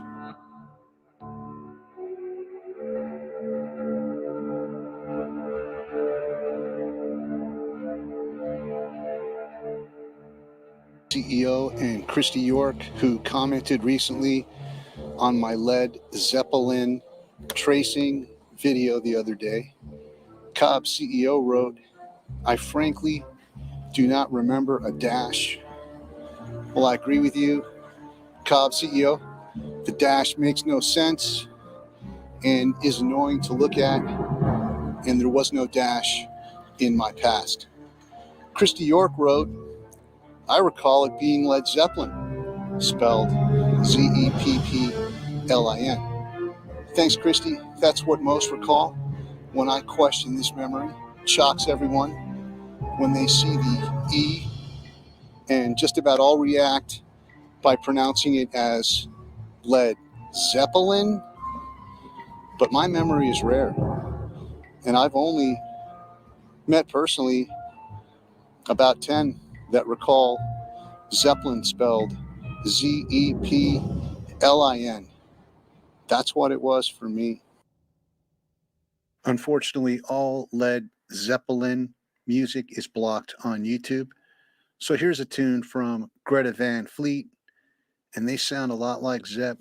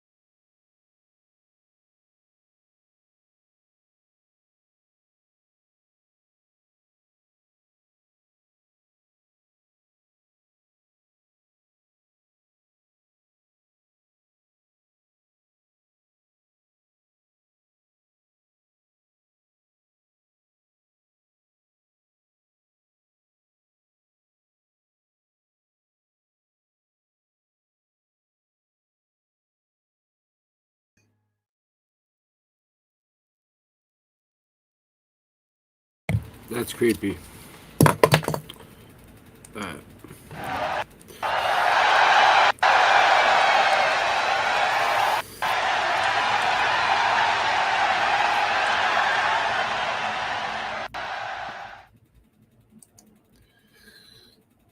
So how's everybody doing? There's more. There is more.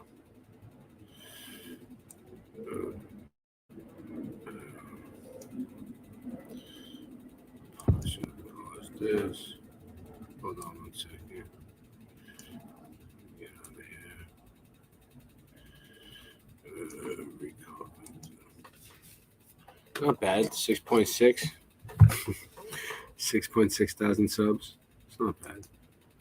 One day I'll get up there. All right. So I have like 6,600 subs. It was way down.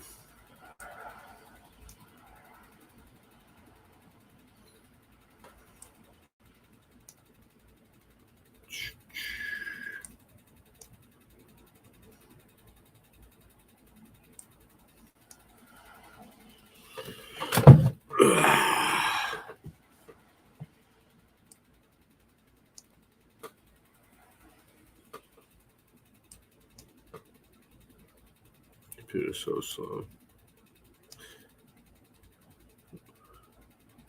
Here's one. Here's a Led Zeppelin one.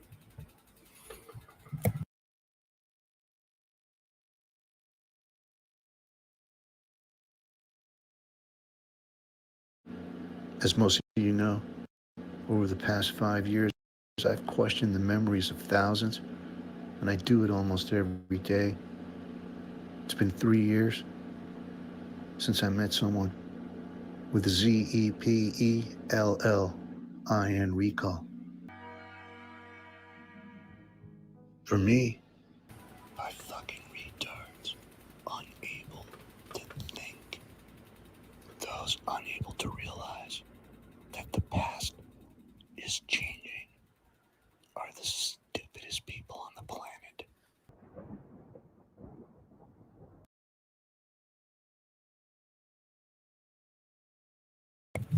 All right. There's a few more that I wanted to get to. Notification. All right. Let me see if I can find them. Oh man, I just looked.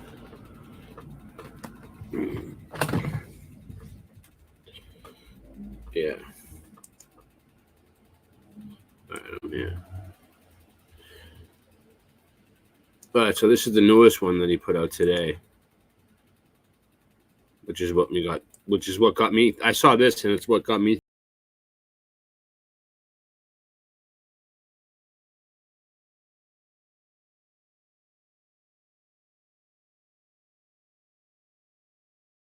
July 28, 2022, upload number 2. I just noticed this. They're still singing the hook, All of My Love, but now the song is called All My Love. And for me, that's a big no fucking way. But I found a bunch of residue in the newspapers of All of My Love. And at least they're still singing it. But maybe one day, Plant's just going to be singing All My Love and hanging on to the word all longer and blowing off the word of.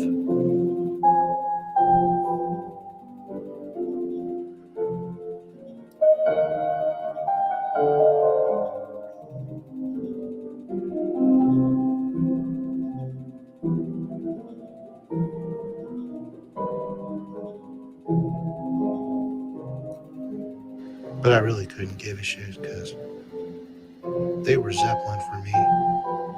ZEPLIN. And these are strangers.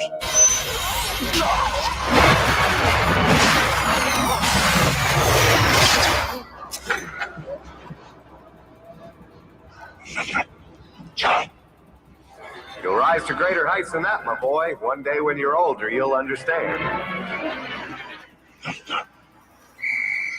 That's it, John. Practice makes perfect. Now remember what I told you. Never talk to strangers.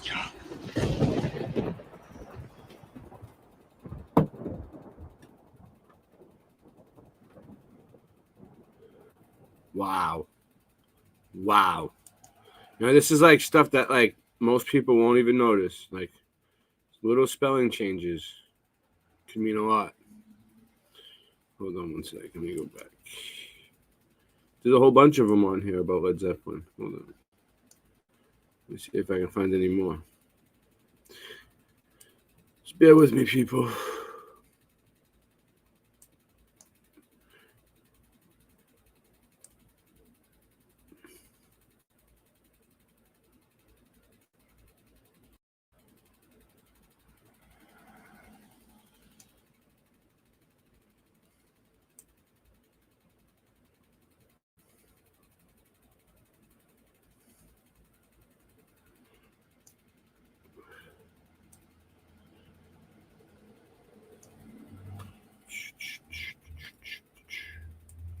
Finding Mandela effects. Finding Mandela effects. Oh my God, I'm finding Mandela effects. Finding Mandela effects. Well, we're gonna find it. Don't worry.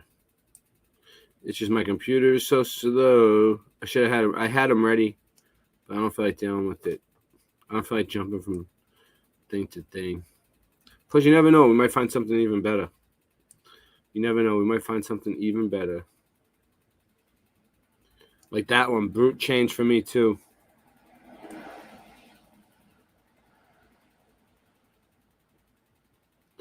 Trying to stick with the Led Zeppelin stuff, though. I know there's more on here. Well, there was.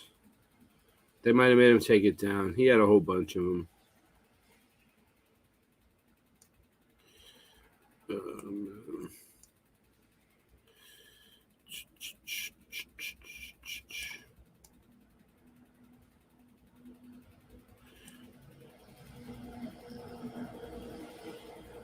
Oh, he's got his whole channel back up again, actually. That looks good. Robert Plant looks different. We showed that one the other night, though. This one's all right.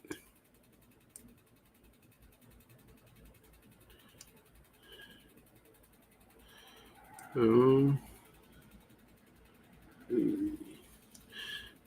you can all sub this channel, too, and check it out. He makes good videos. I like some of his videos. Here we go. Led Zeppelin. Yep. Is that the one we just saw? Yeah, that's the one we just watched. All right. Joe Rogan. Just making sure. All right. That one we need to watch, but just in case there's any more.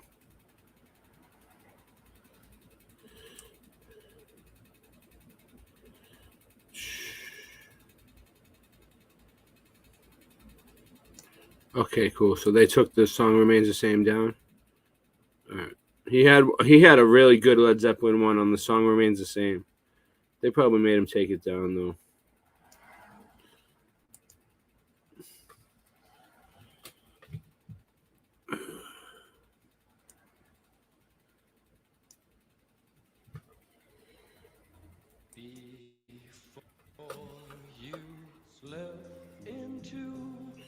Since drawings of Mandela affected objects can remain unchanged, I have begun a tracing study in an attempt to stay one step ahead of the next change and catch the Mandela effect in the act.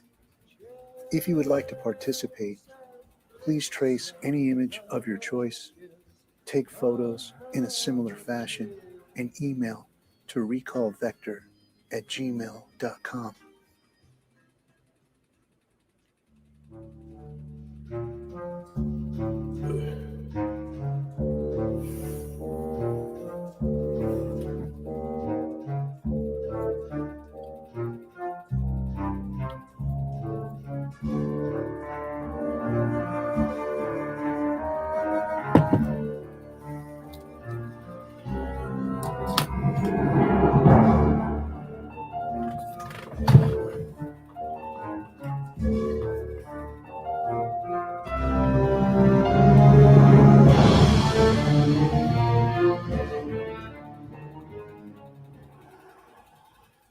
Okay. Let me come back to y'all. All right. Stop screen share. No problem, Hazel. All right. So, hold on. How's everybody doing?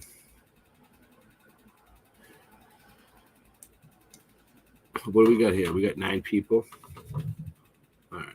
Well, we're doing all right. We're doing all right. What time is it? 12:30 at night. We started early. What do I want to do? I want to get into one more aspect of the Mandela effect, and that's the Hindenburg. But it's nighttime now, so late night live, baby. Boom.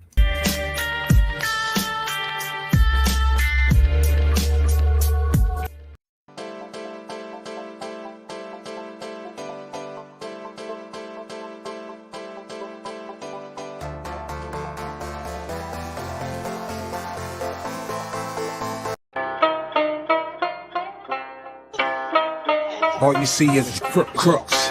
About to go.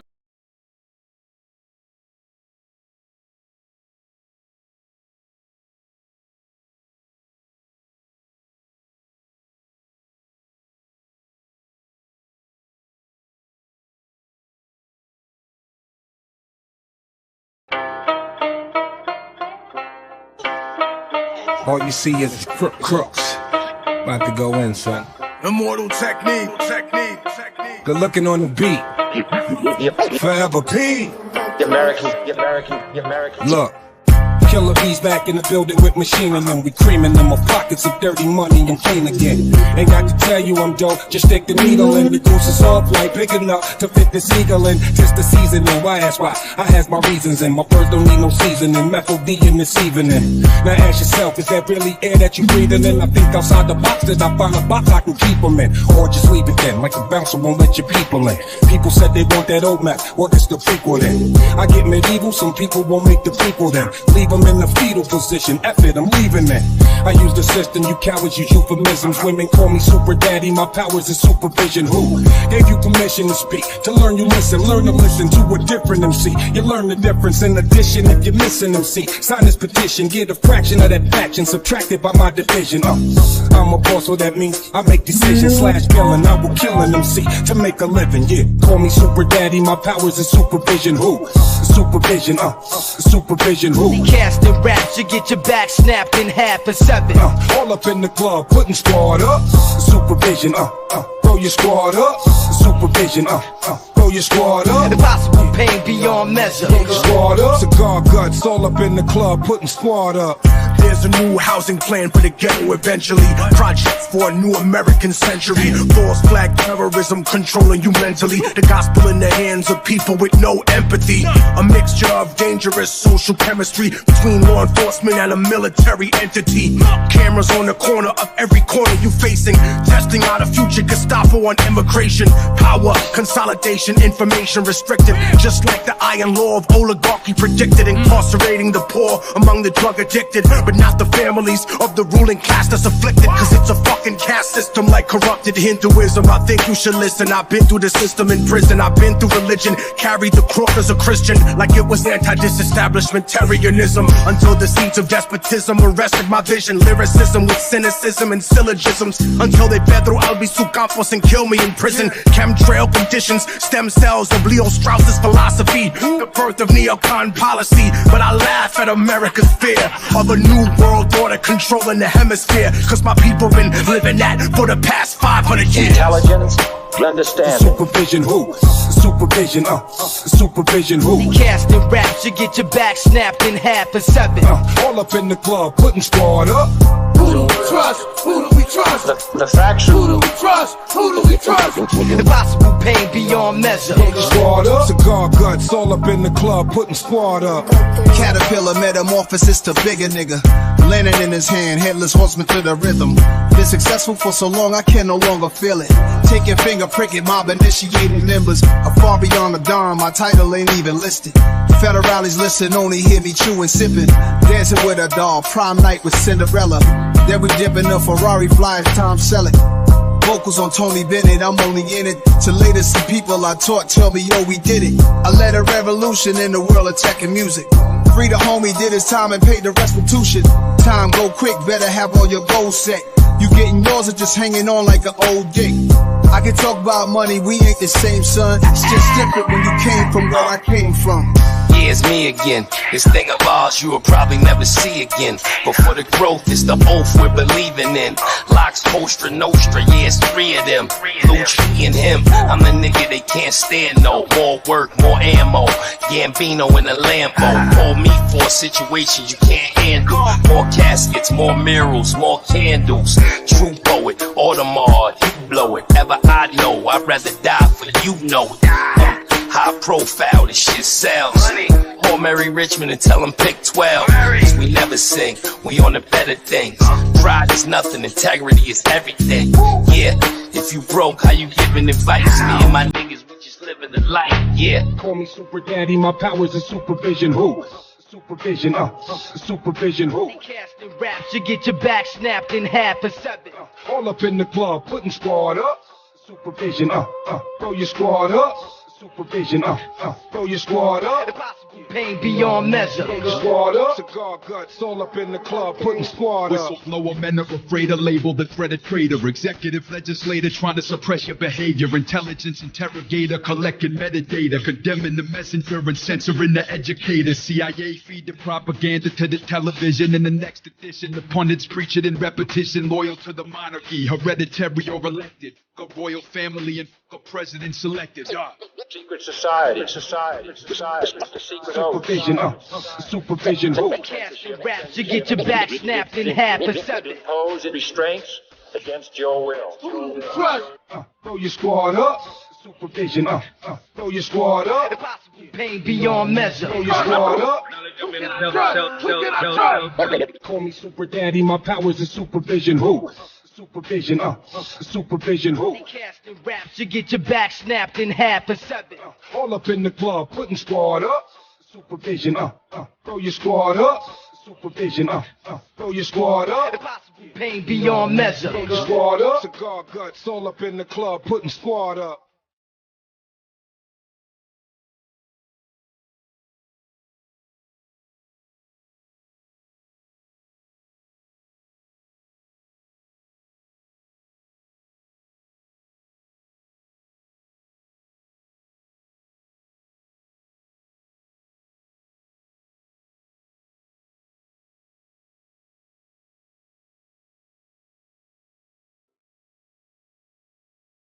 Alright.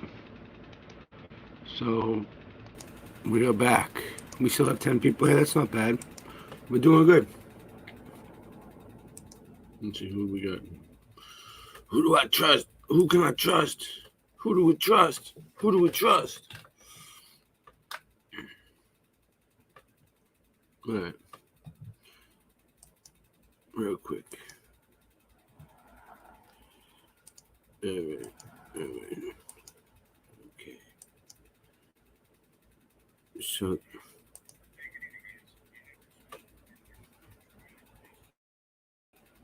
Hindenburg disaster, and what is the Mandela effect, Troy? With this one, this is your find. The thing that I noticed was that first off, we may or may not play this And we're whole live. thing. Hey, good evening, guys. I'm just I have trying our special to friend here, see. Troy Good Austin, evening. to help me talk about the Hindenburg disaster and what is the Mandela effect, Troy? With this one, this is your find. the thing that I noticed was that first off, the entire arrival is now much longer, much more crisp and clear. However, the main thing was that when the Hindenburg was docking, or at least getting close to where its landing area was, from what I recall, is that it was hit by lightning. It caused the Hindenburg to take a nosedive, burst into flames, and everyone on the Hindenburg was incinerated. Now the new details. Everyone. it's So that's what completely different. happened, okay? Before, there was not one survivor. Everyone was incinerated, okay? In this disaster. Now, there's a whole bunch of people that survived. And even the picture of Led Zeppelin's album changed, didn't it? It You did. pointed that out. It did. Yeah, you know what? Right here. Yeah, if you want to pull that up now, this, taking a look at first glance, a lot of people may, no, it looks pretty similar, but let me kind of paint the image as I recall it.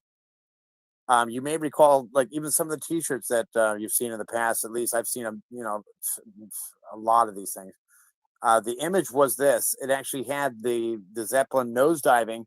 It was actually contained in a circle, and you were able to see the back half kind of going out the upper right-hand side of this circle. It was actually penetrating through the circle, but it was actually taking the crash and hitting the ground. This image, it's depicting this reality of how the Hindenburg was actually how it actually crashed. Yeah, so in a sense, it's not really residue, but it matches the new reality, which kind of sucks, doesn't it? Yeah, it does. You know what? It's it's strange. The album itself looks strange.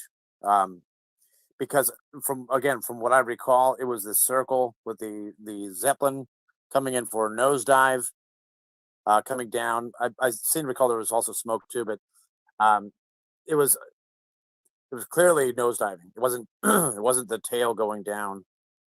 That was one thing that caught my attention right from go. Like, that's not the way it happened at all. Some of the other things that happened along the way were also not exactly what I remember as well.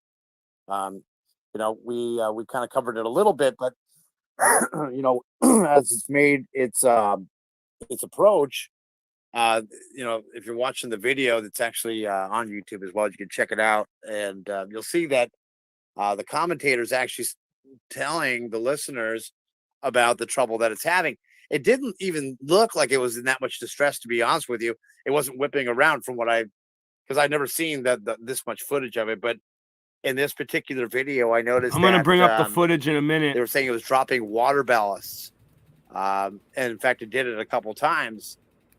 If you look closely enough, you'll actually see one point in time that somebody's jumping from the Zeppelin, which I don't recall anything like that ever happening as well. They then dropped the lines, which again, I don't remember them ever dropping any kind of tether lines. And then as it went ahead and it did, then the camera pans away. Now, I don't remember the camera panning away for the long period of time. It's almost like they inserted a clip. Yeah, I want to talk about some of the surprising. I want to show the clip, and I also want to talk about some of these facts, I guess, afterwards. Oh, good. They're going to show the clip, so now I'm not going to have to show the clip. Okay, so we have the clips here. This is one from the 1937 real footage. And when did it happen? This is so awesome, because this is what I was about to do. I was about to show you both of these clips after. Was it May 6th? 1937, I think it was. Just making sure. I'm not certain on that. Yeah, May 6th, 1937 is when the Hindenburg went down. So here is the footage, you guys. And then we'll commentate on it.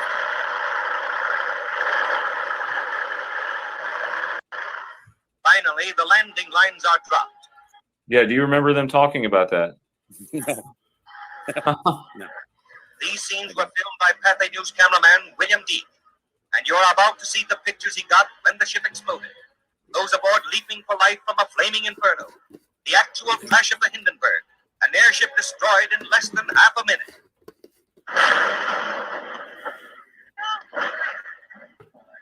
And action. Right, I don't know. exactly. Yeah. I don't know. It's a terrible tragedy. Golly. Yeah, you like it, Morgan? You can see the tail end. Let me the pause tail it. end goes ahead and it hits first. Look right there underneath there. Morgan likes how I went from mud flood to Mandela flood. See if you look underneath that little area, I guess that's where the people, that's where they were able to, get a bird's eye view of all the land as they were, floating around. But now, the tail end goes down and it rests from tail to the front. But you can see it if you're looking. It's actually pretty clear. You can see some of the people that are running for their lives through the smoke, and these people they're getting out of there pretty fast. Yeah. Well, maybe that's good. Some of them survived then. Like a lot of them survived. We'll look at some of the facts in a minute to see how many people actually died, how many survived. Yeah, absolutely. And that being said, the original Hindenburg crash, Brian, nobody survived. There were 0 survivors. That was why it was so catastrophic as well. Not just simply because. Right. Yeah, there's people running. You guys see that? There are people running. Yeah, originally there was no people running right there. You see them? Everybody died before. And over here. Everybody died. Watch. Put the cursor right there. Yep. You see him? Holy crap! Yeah, you'll see a lot. Wait a second. Running. See him? Hang on a second. Did that guy just run through the fire and not even get caught in the fire? That's crazy. Yeah, it's very strange, but you can see he would have been caught on fire. You'll see him. They're running really fast from left to right where the dark area is. rushing to the I rescue. believe that's where the carriage Heroes of the was. tragedy. And you can see the little dots of people. They are running so fast. They're getting out of there, boy. You don't remember that? You don't remember that at all, do you? No. All right, so here's another clip where I believe you can hear him talking like really loudly about it, and he kind of stutters, doesn't he, a little bit? And you don't remember that either? No. We talked about this last night a little bit on the show. Let's see. Wait, let's start. The ship are just holding it just enough to keep it from. It's bursting the flames. Get it started. It's fighting and it's crashing. It's crashing terrible. Oh my! Get out of the way, please. It's running, bursting into flames, and it's falling on the mooring mast and all the folks between it. This is terrible. This is one of the worst catastrophes in the world. Oh, it's like running 400 or 500 feet into the sky, and it's a terrific crash, ladies and gentlemen. The smoke and the flames now, and the flame is crashing to the ground, not quite to the mooring mast. All the humanity and all the passengers speeding around it. I told you, I can't talk to people. There's space around there. I can't talk, ladies and gentlemen. Honest, it's just. Yeah, do you remember him doing all that? No, in fact, I don't even remember him saying get out of the way to some of these people. He wasn't doing that. It wasn't saying it like that. I mean, the initial panic and devastation, it's comparable, I guess. But the things that he starts saying afterwards, the bumbling, it doesn't sound familiar to me. He really carried on with that for a little bit of time too. So it was pretty, even though he was devastated, he still kind of followed through with it. He wasn't losing his direction of speech. He said, "Oh, the humanity." I remember that. Some of the other things they feel inserted. They don't. It doesn't feel right. I don't know. I can't say exactly, but it wasn't like that. No, it wasn't like that. It just never occurred to me that this could change, and not to mention we have the people from the Challenger explosion. There you see a video right here of the Challenger. Nobody survived. Which Everyone happened was in incinerated. 1986. Is that right? 1986. There was no people running away at the bottom. Challenger exploded, and the victims are still alive. That's why they stopped the fucking making zeppelins. Uncanny.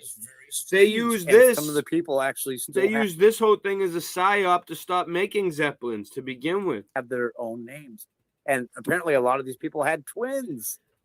Oh, what? No. Yeah, they had twins. At least that's what they said. They said that these are twins, and that was like their excuse. But come on, I mean, I think it's like 4 or 5 of the people that are, up there with was it what's her name? The teacher, Krista McCullough. There's I think 3 or 4 or more of them. I want to say had at least they claim to have twins. So that's kind of how they cover this. These are people that had twins, and now that's their excuse for why these people are still alive. For why they're still alive, yeah. Absolutely, of course. There's always some kind of reason for why. But we see these tether lines, like you said, and then they drop ropes. This is the crash scene from the movie. There was a movie in 1975, and then there was another one in 2011 about the Hindenburg.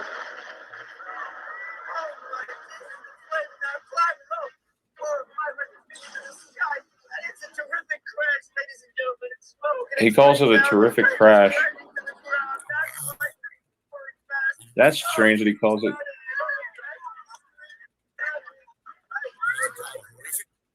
He calls it a terrific crash, which is strange. But so the Mandela is that you remember, and you talked to other people too that sort of have that same memory too. With with it crashing straight down. Yep. Pretty much. For sure. There's a number of people that I've already talked to about it. Again, with the people that don't see some of these things that we're seeing, it's business as usual. So there's really no point. The people that you genuinely know are experiencing what we are.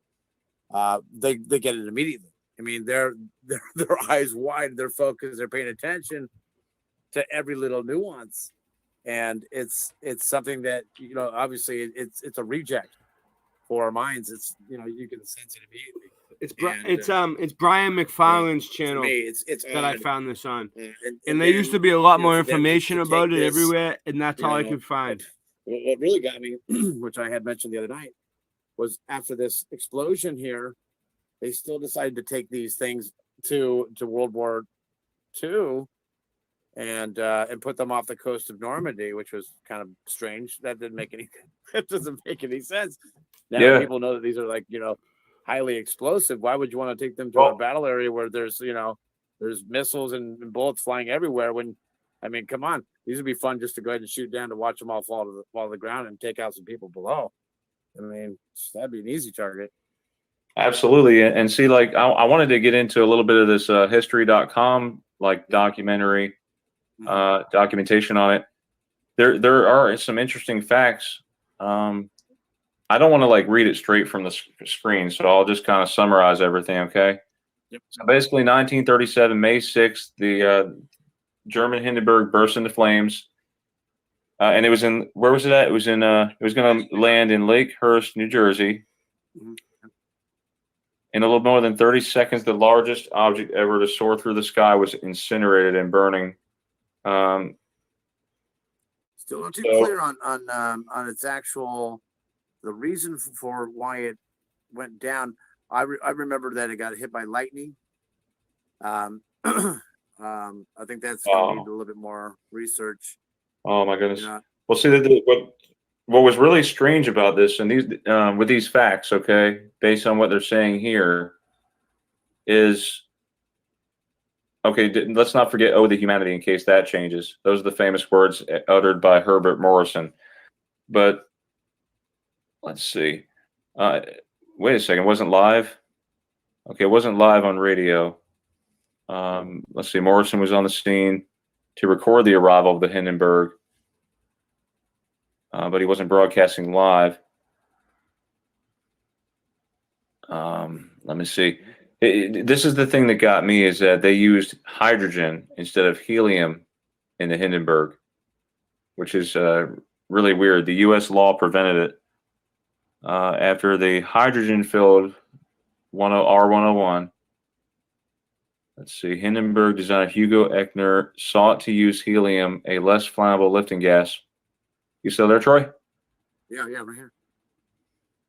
Yeah, well, I find it really weird that they used hydrogen instead of helium, and then not to mention we have the Hindenburg had a smoker's lounge.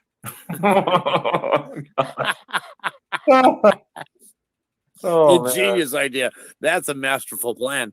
Here we have this stuff that will it's like flash paper. I'm losing you a little bit there. Yeah. Troy. Yeah. Troy, I'm losing you a little bit. Oh, sorry. Can you okay, that's better. Right. Yeah, I hear you better now. All right, good.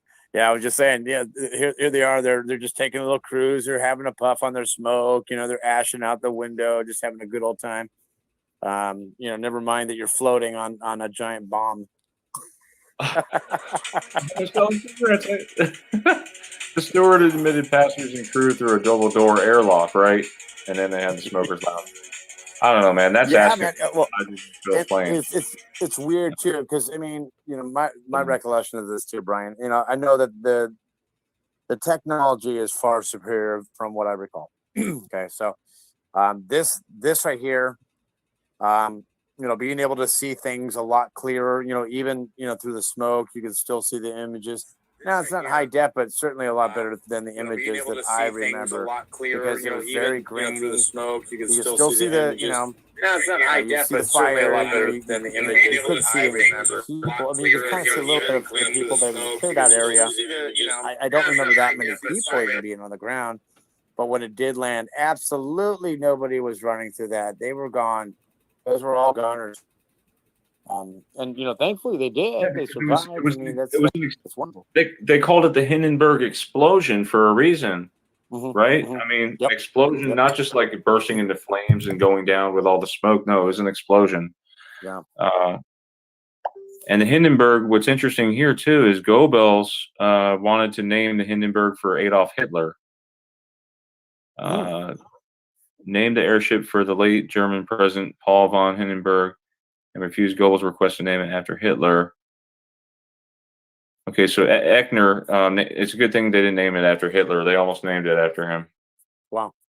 Yeah, I didn't know that either. That's certainly new information. I had no idea. Yeah, so it crashed. Okay, this is what I want to talk about. Okay, the numbers. Okay, we want to see the figures, right? Sure, sure. The survivors of the crash. Anyone who has seen the graphic newsreel video of the Hindenburg plunging to Earth in flames may be amazed to know that 97 of the passengers and crew on board, out of that, 62 survived. The disaster, 62 survived. 36 deaths. 36 deaths. Included 13 passengers, 22 crew members, and 1 worker on the ground. It says many. So 36 deaths and 62. So 2 sixes, 6-2, 2 6, 2 sixes, and 36 is 3 sixes. 2 6 6 6. It's all sixes. Survivors jumped out of the Zeppelin's windows and ran away as fast as they could. I mean, I don't doubt it. It's just we don't remember, we don't recall that. Right. No, I don't. And now I guess more people lived than actually died in that crash. So the magnitude of it has certainly depleted. Gosh, this is weird. I mean, look at the numbers. You got to look at all these Masonic numbers that we're seeing popping up everywhere. 6-2 is like, the number 6 here, 6 here, and then I know it's speculation, but we also have May 6th. Just a lot of weird things going on with these Masonic numbers. And if you don't believe me, if you guys don't believe me, look up 9/11. But you'll see there's all these numerology around it. It's just too much to be coincidence. Yep. Yeah, there's the Led Zeppelin picture with the bottom exploding. You mentioned also, Troy, about these Normandy landings with the blimps, which is kind of related to the Zeppelin. And this kind of this was the prelude to kind of looking that up, because I mentioned the other night, looking at one of the video games that had come out. My son's he's a YouTuber. He does a lot of the game reviews and whatnot. And I was watching him play the game, and they've got some footage on the game itself, which it appears to be real footage. I don't know for a fact, but it looks like live footage from Normandy, and you can see the ships out in the water, and then looking above the ships, like in the distance, you're seeing a whole series of the Zeppelins. And I just thought that didn't happen. They didn't have those things. That'd be stupid to have those things out there, especially after this whole big incident, because let's face it, after this happened, everyone but no way I'm gonna get back into Zeppelin. So they all but just got rid of that whole concept. So anyways, I decided to do a little bit of homework with it, because I'm like, well, if they're really out there, I'm going to see if they really were. So looking up some of the images of the actual, the Normandy invasion, which included a lot of the ships out there, attacking the coastline. You do see a number of Zeppelins, and man, there's not like 1 or 2, there's a lot. And not only that, which was one of the other things that kind of caught my attention, you can see right there, that funny. You also see a lot of the razzle dazzles too. You'll see on a lot of the videos, in a lot of the images, you'll see the razzle dazzle ships, the ones that we remember. You'll see some of the ones. You'll see the images here, but you'll see the ones also with the stripes, and they have footages as they're going through. You'll see all the Zeppelins and the razzle dazzle, and it's just a real. It's so bizarre, and it kind of kicks me into full gear of what reality that I'm in. There's no two ways about it, because I've seen so many video clips from the History Channel, the Hitler Channel is what we used to call it, and all this is brand new. Yeah. I'm seeing. I can't get over this because I'm seeing all these images. I don't remember it either. I mean, I know. and my grandpa, both grandpas actually served in World War II, and my uncle served in Vietnam. I served during the Afghan War, but yeah, I don't remember all these. And I've seen plenty of war movies. I'm trying to see what you guys remember because see if you guys are remembering it, it's cool. I understand, but it seems like I guess in this case, Brian, either way, you're right. they would have been shot down in a heartbeat by the enemy. Without a doubt. I mean, look, they were firing back at us with everything they had. The truth is that we had scouted out that area for quite some time. We sent in our SEALs and the guys even take sand samples to see if our ships could actually go up on the shore. We did that oh boy, I want to say as soon as 1938, I want to say.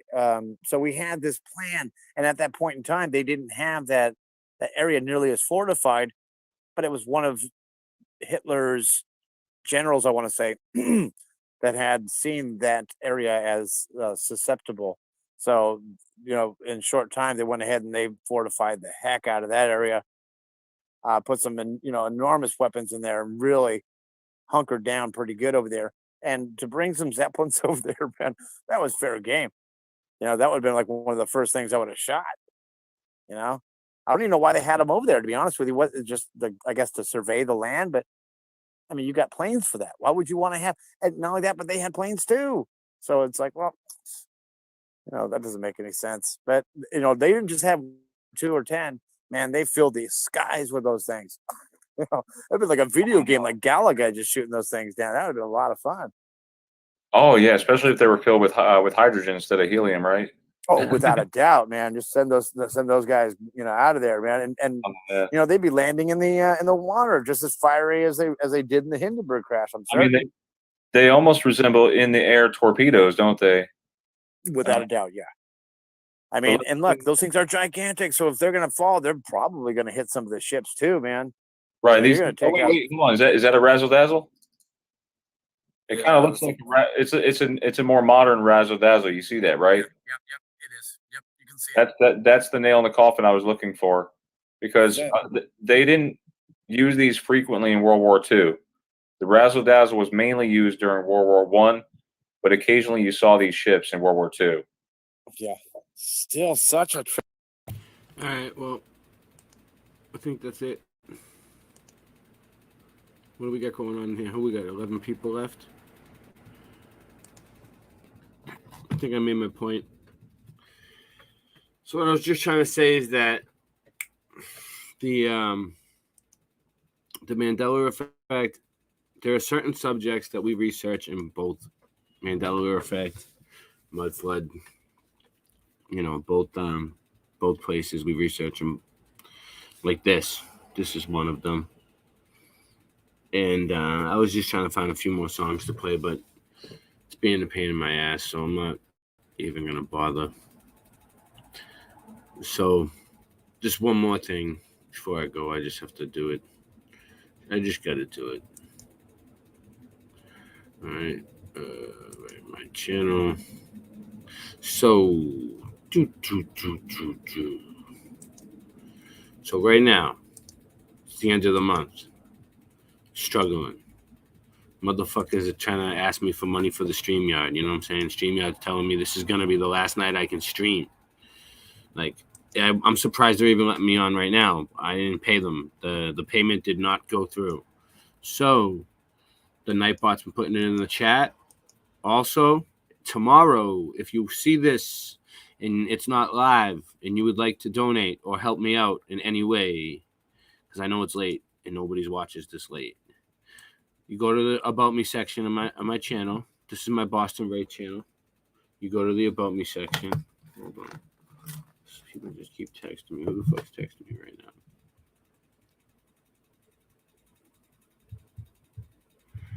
now? All right. Well, this is what you can do to help me. Logan. I have a PayPal. I have a Cash App. I have a Venmo.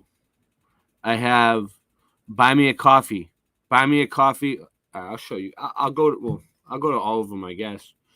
My PayPal, my Venmo, my Cash App, my Odyssey. No, Odyssey's just right. Odyssey's my archive, okay? Odyssey is for free. Odyssey's for all of you.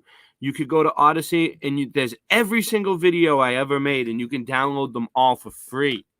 You can download all my content for free off of Odyssey, just like I can. Everything, stuff that's not even on my channel anymore, stuff that they took away.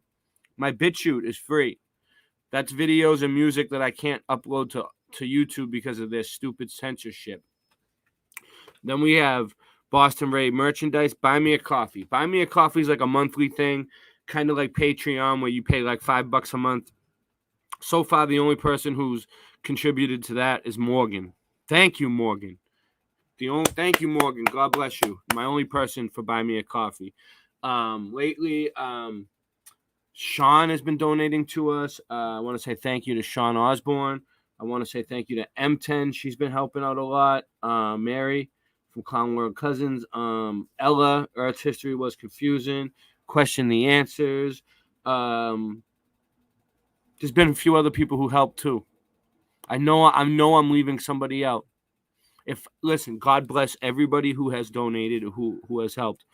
Also, some people want to get something for their money. So I've been creating with Singeman this whole website right here. You go to the About Me section on my channel. This is how you can help out. This is what we need. We need support. Nobody, they haven't paid me anything off of this site yet. I'm still waiting for my payment. But they say they're going to pay me. But either way, it still shows your support because that way, it advertises for the show. We got the Mud Mob Boston Ray stuff, right? Okay, that's the original design. Then we got the retro design stuff. Retro Sun. Boston Ray Mudfoot Adventures. We got girls. You can get it in any color you want. You can change the colors. You can do we got them in all different designs, all different colors, but that's not all. We got Dr. Fauci is COVID Commander. We're the ones, we're the ones who created the COVID Commander gear. Look. This is a woman's. You see, it says, "We do not consent" on the back. Let me change the color. You see what I'm saying? We do not consent. You can make it if you want to make it a pink, make it a pink. You see what I'm saying? You can make them any color you want. Make it match whatever you want. Any color. So, not only that, but we're making new stuff. The newest one. Look, we got the flat flops. The Flat Earth Duck, we've been putting him, the Flat Earth Fucky Ducky, we've been putting him on stuff. We got the Late Night Live stuff. Late Night Live bar glasses. Late Night Live t-shirts. Don't sleep on the late night. Women's, men's. Late Night Live crew neck sweatshirts. Late Night Live coffee mugs. Late Night Live bag. Late Night Live iPhone cases. Hoodies. Flip-flops. Zip-ups. Look, Late Night Live hoodie with the Flat Earth Duck on it. Beach towels. It's just to show you support. We got the Flat Earth Fucky Ducky for women, men, everybody, children. Band practice. This is the newest one that I'm working on. Band practice. Late Night Live band practice gear. Because that's the newest thing we're going to be doing. We're bringing all the musicians together in the community. Band practice. Don't sleep on the late night. Band practice. Band practice. We're working on them.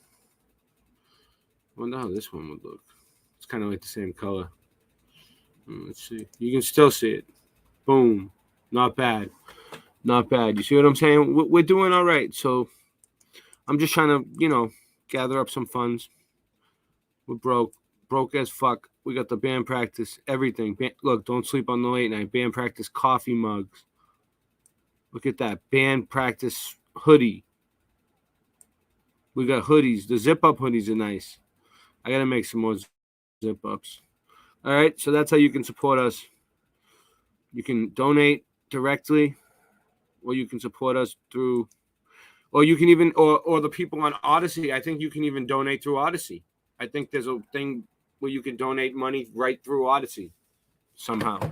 I don't know how that works. No one's ever done that yet either. That's another way to donate.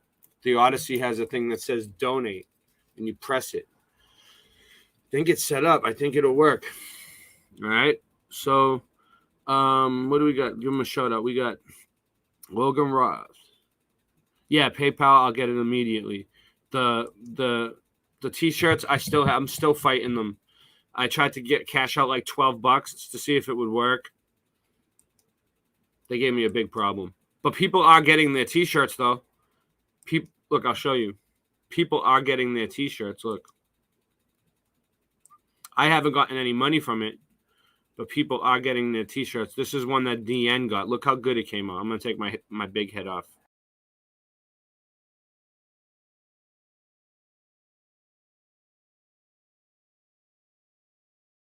You're going to hit cops. But yeah, so that good they come out. 100% cotton. 100% cotton. Yeah. Yeah. So I don't know. I think I'm gonna take off. It's 1:15 in the morning. I came on early. Support the show. I don't even have the money to do another show. So hopefully we get some donations and we can get some pay the fucking StreamYard bill. And tomorrow night we will be back with more.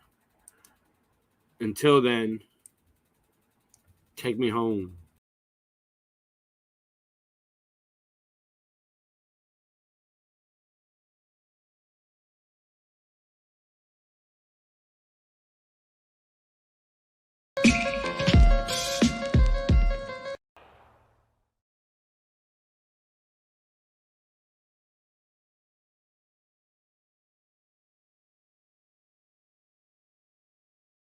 In some cases, they refer to each other very high-ranking people in this world. They threaten and scare people into remaining silent about their UFO encounters and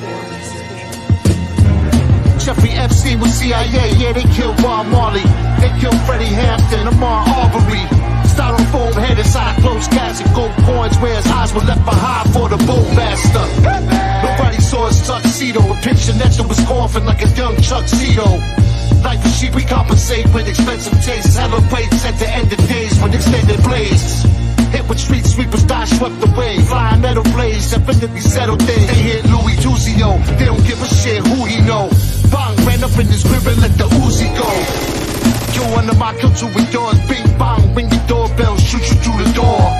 Royalty and respect, loyalty and death. We took an oath amongst men till our dying breath.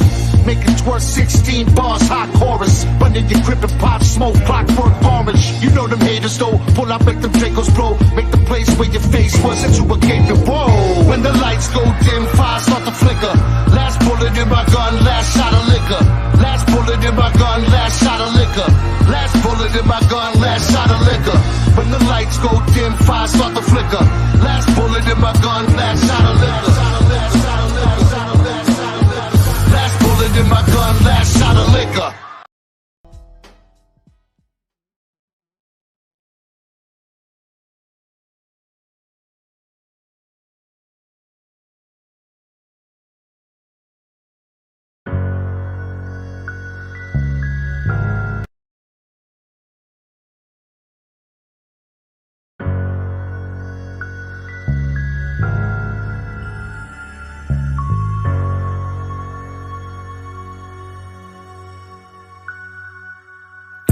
I've been jotting all along. They remind me of a time I've forgotten. I was plotting on a song. I was riding, I was squatting in that lot. And quickly things reached a new height. Tonight, I'm writing in the King's Speech. A new life, fresh clothes, new Nikes. When you rap how I do, then you do what you like.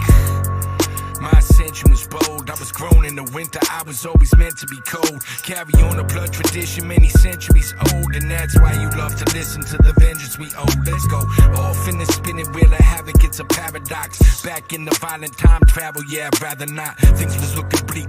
Now we didn't have a lot, but I don't need too much. Just as long as I have a shot.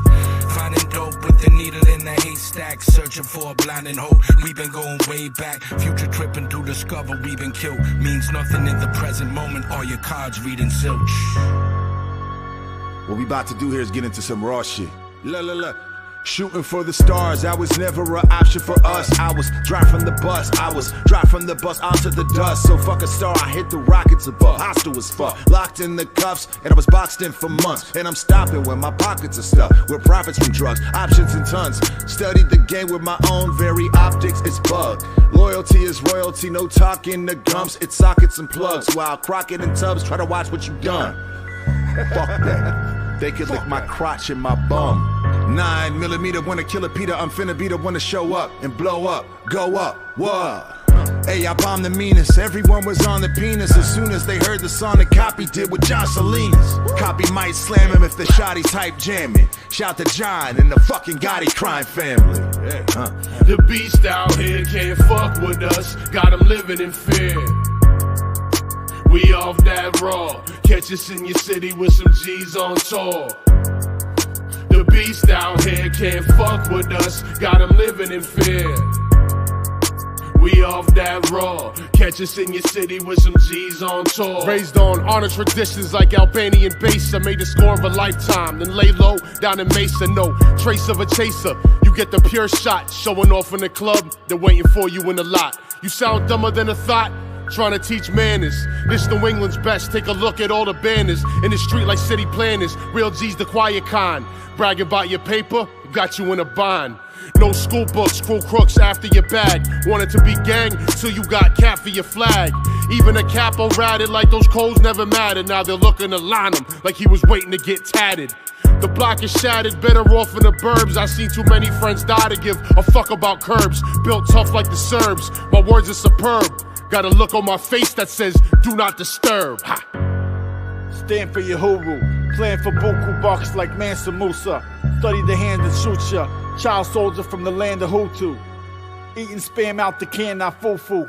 Pulled up in a tan of Zuzu while you're buying a gram of doodoo. Now you're dead, Alabama Zulu. No more spamming YouTube. Trying to be what Pele is to soccer. The #1 chief rocker. Move units like Jordans at Foot Locker. And move souls and chakras. Spit animal bars, Chewbacca. Spit venom mixed with vodka. Bad blood like Neil Sedaka. Pitch this heat like Tanaka. Strike like a panther. Biting my style's not the answer. Bite off your ear like a Vander. Villainous like motherfucking Cobra Commander. You spit slanderous propaganda. Feeding your constituency cancer. I spit street sonnets and eloquent stanzas at random foreign verandas. You spit lies about pandas. I'm the eucalyptus to the koala. Follow my rhymes like devotees follow Allah. Christians with the Bibles, Jews and their Kabbalahs.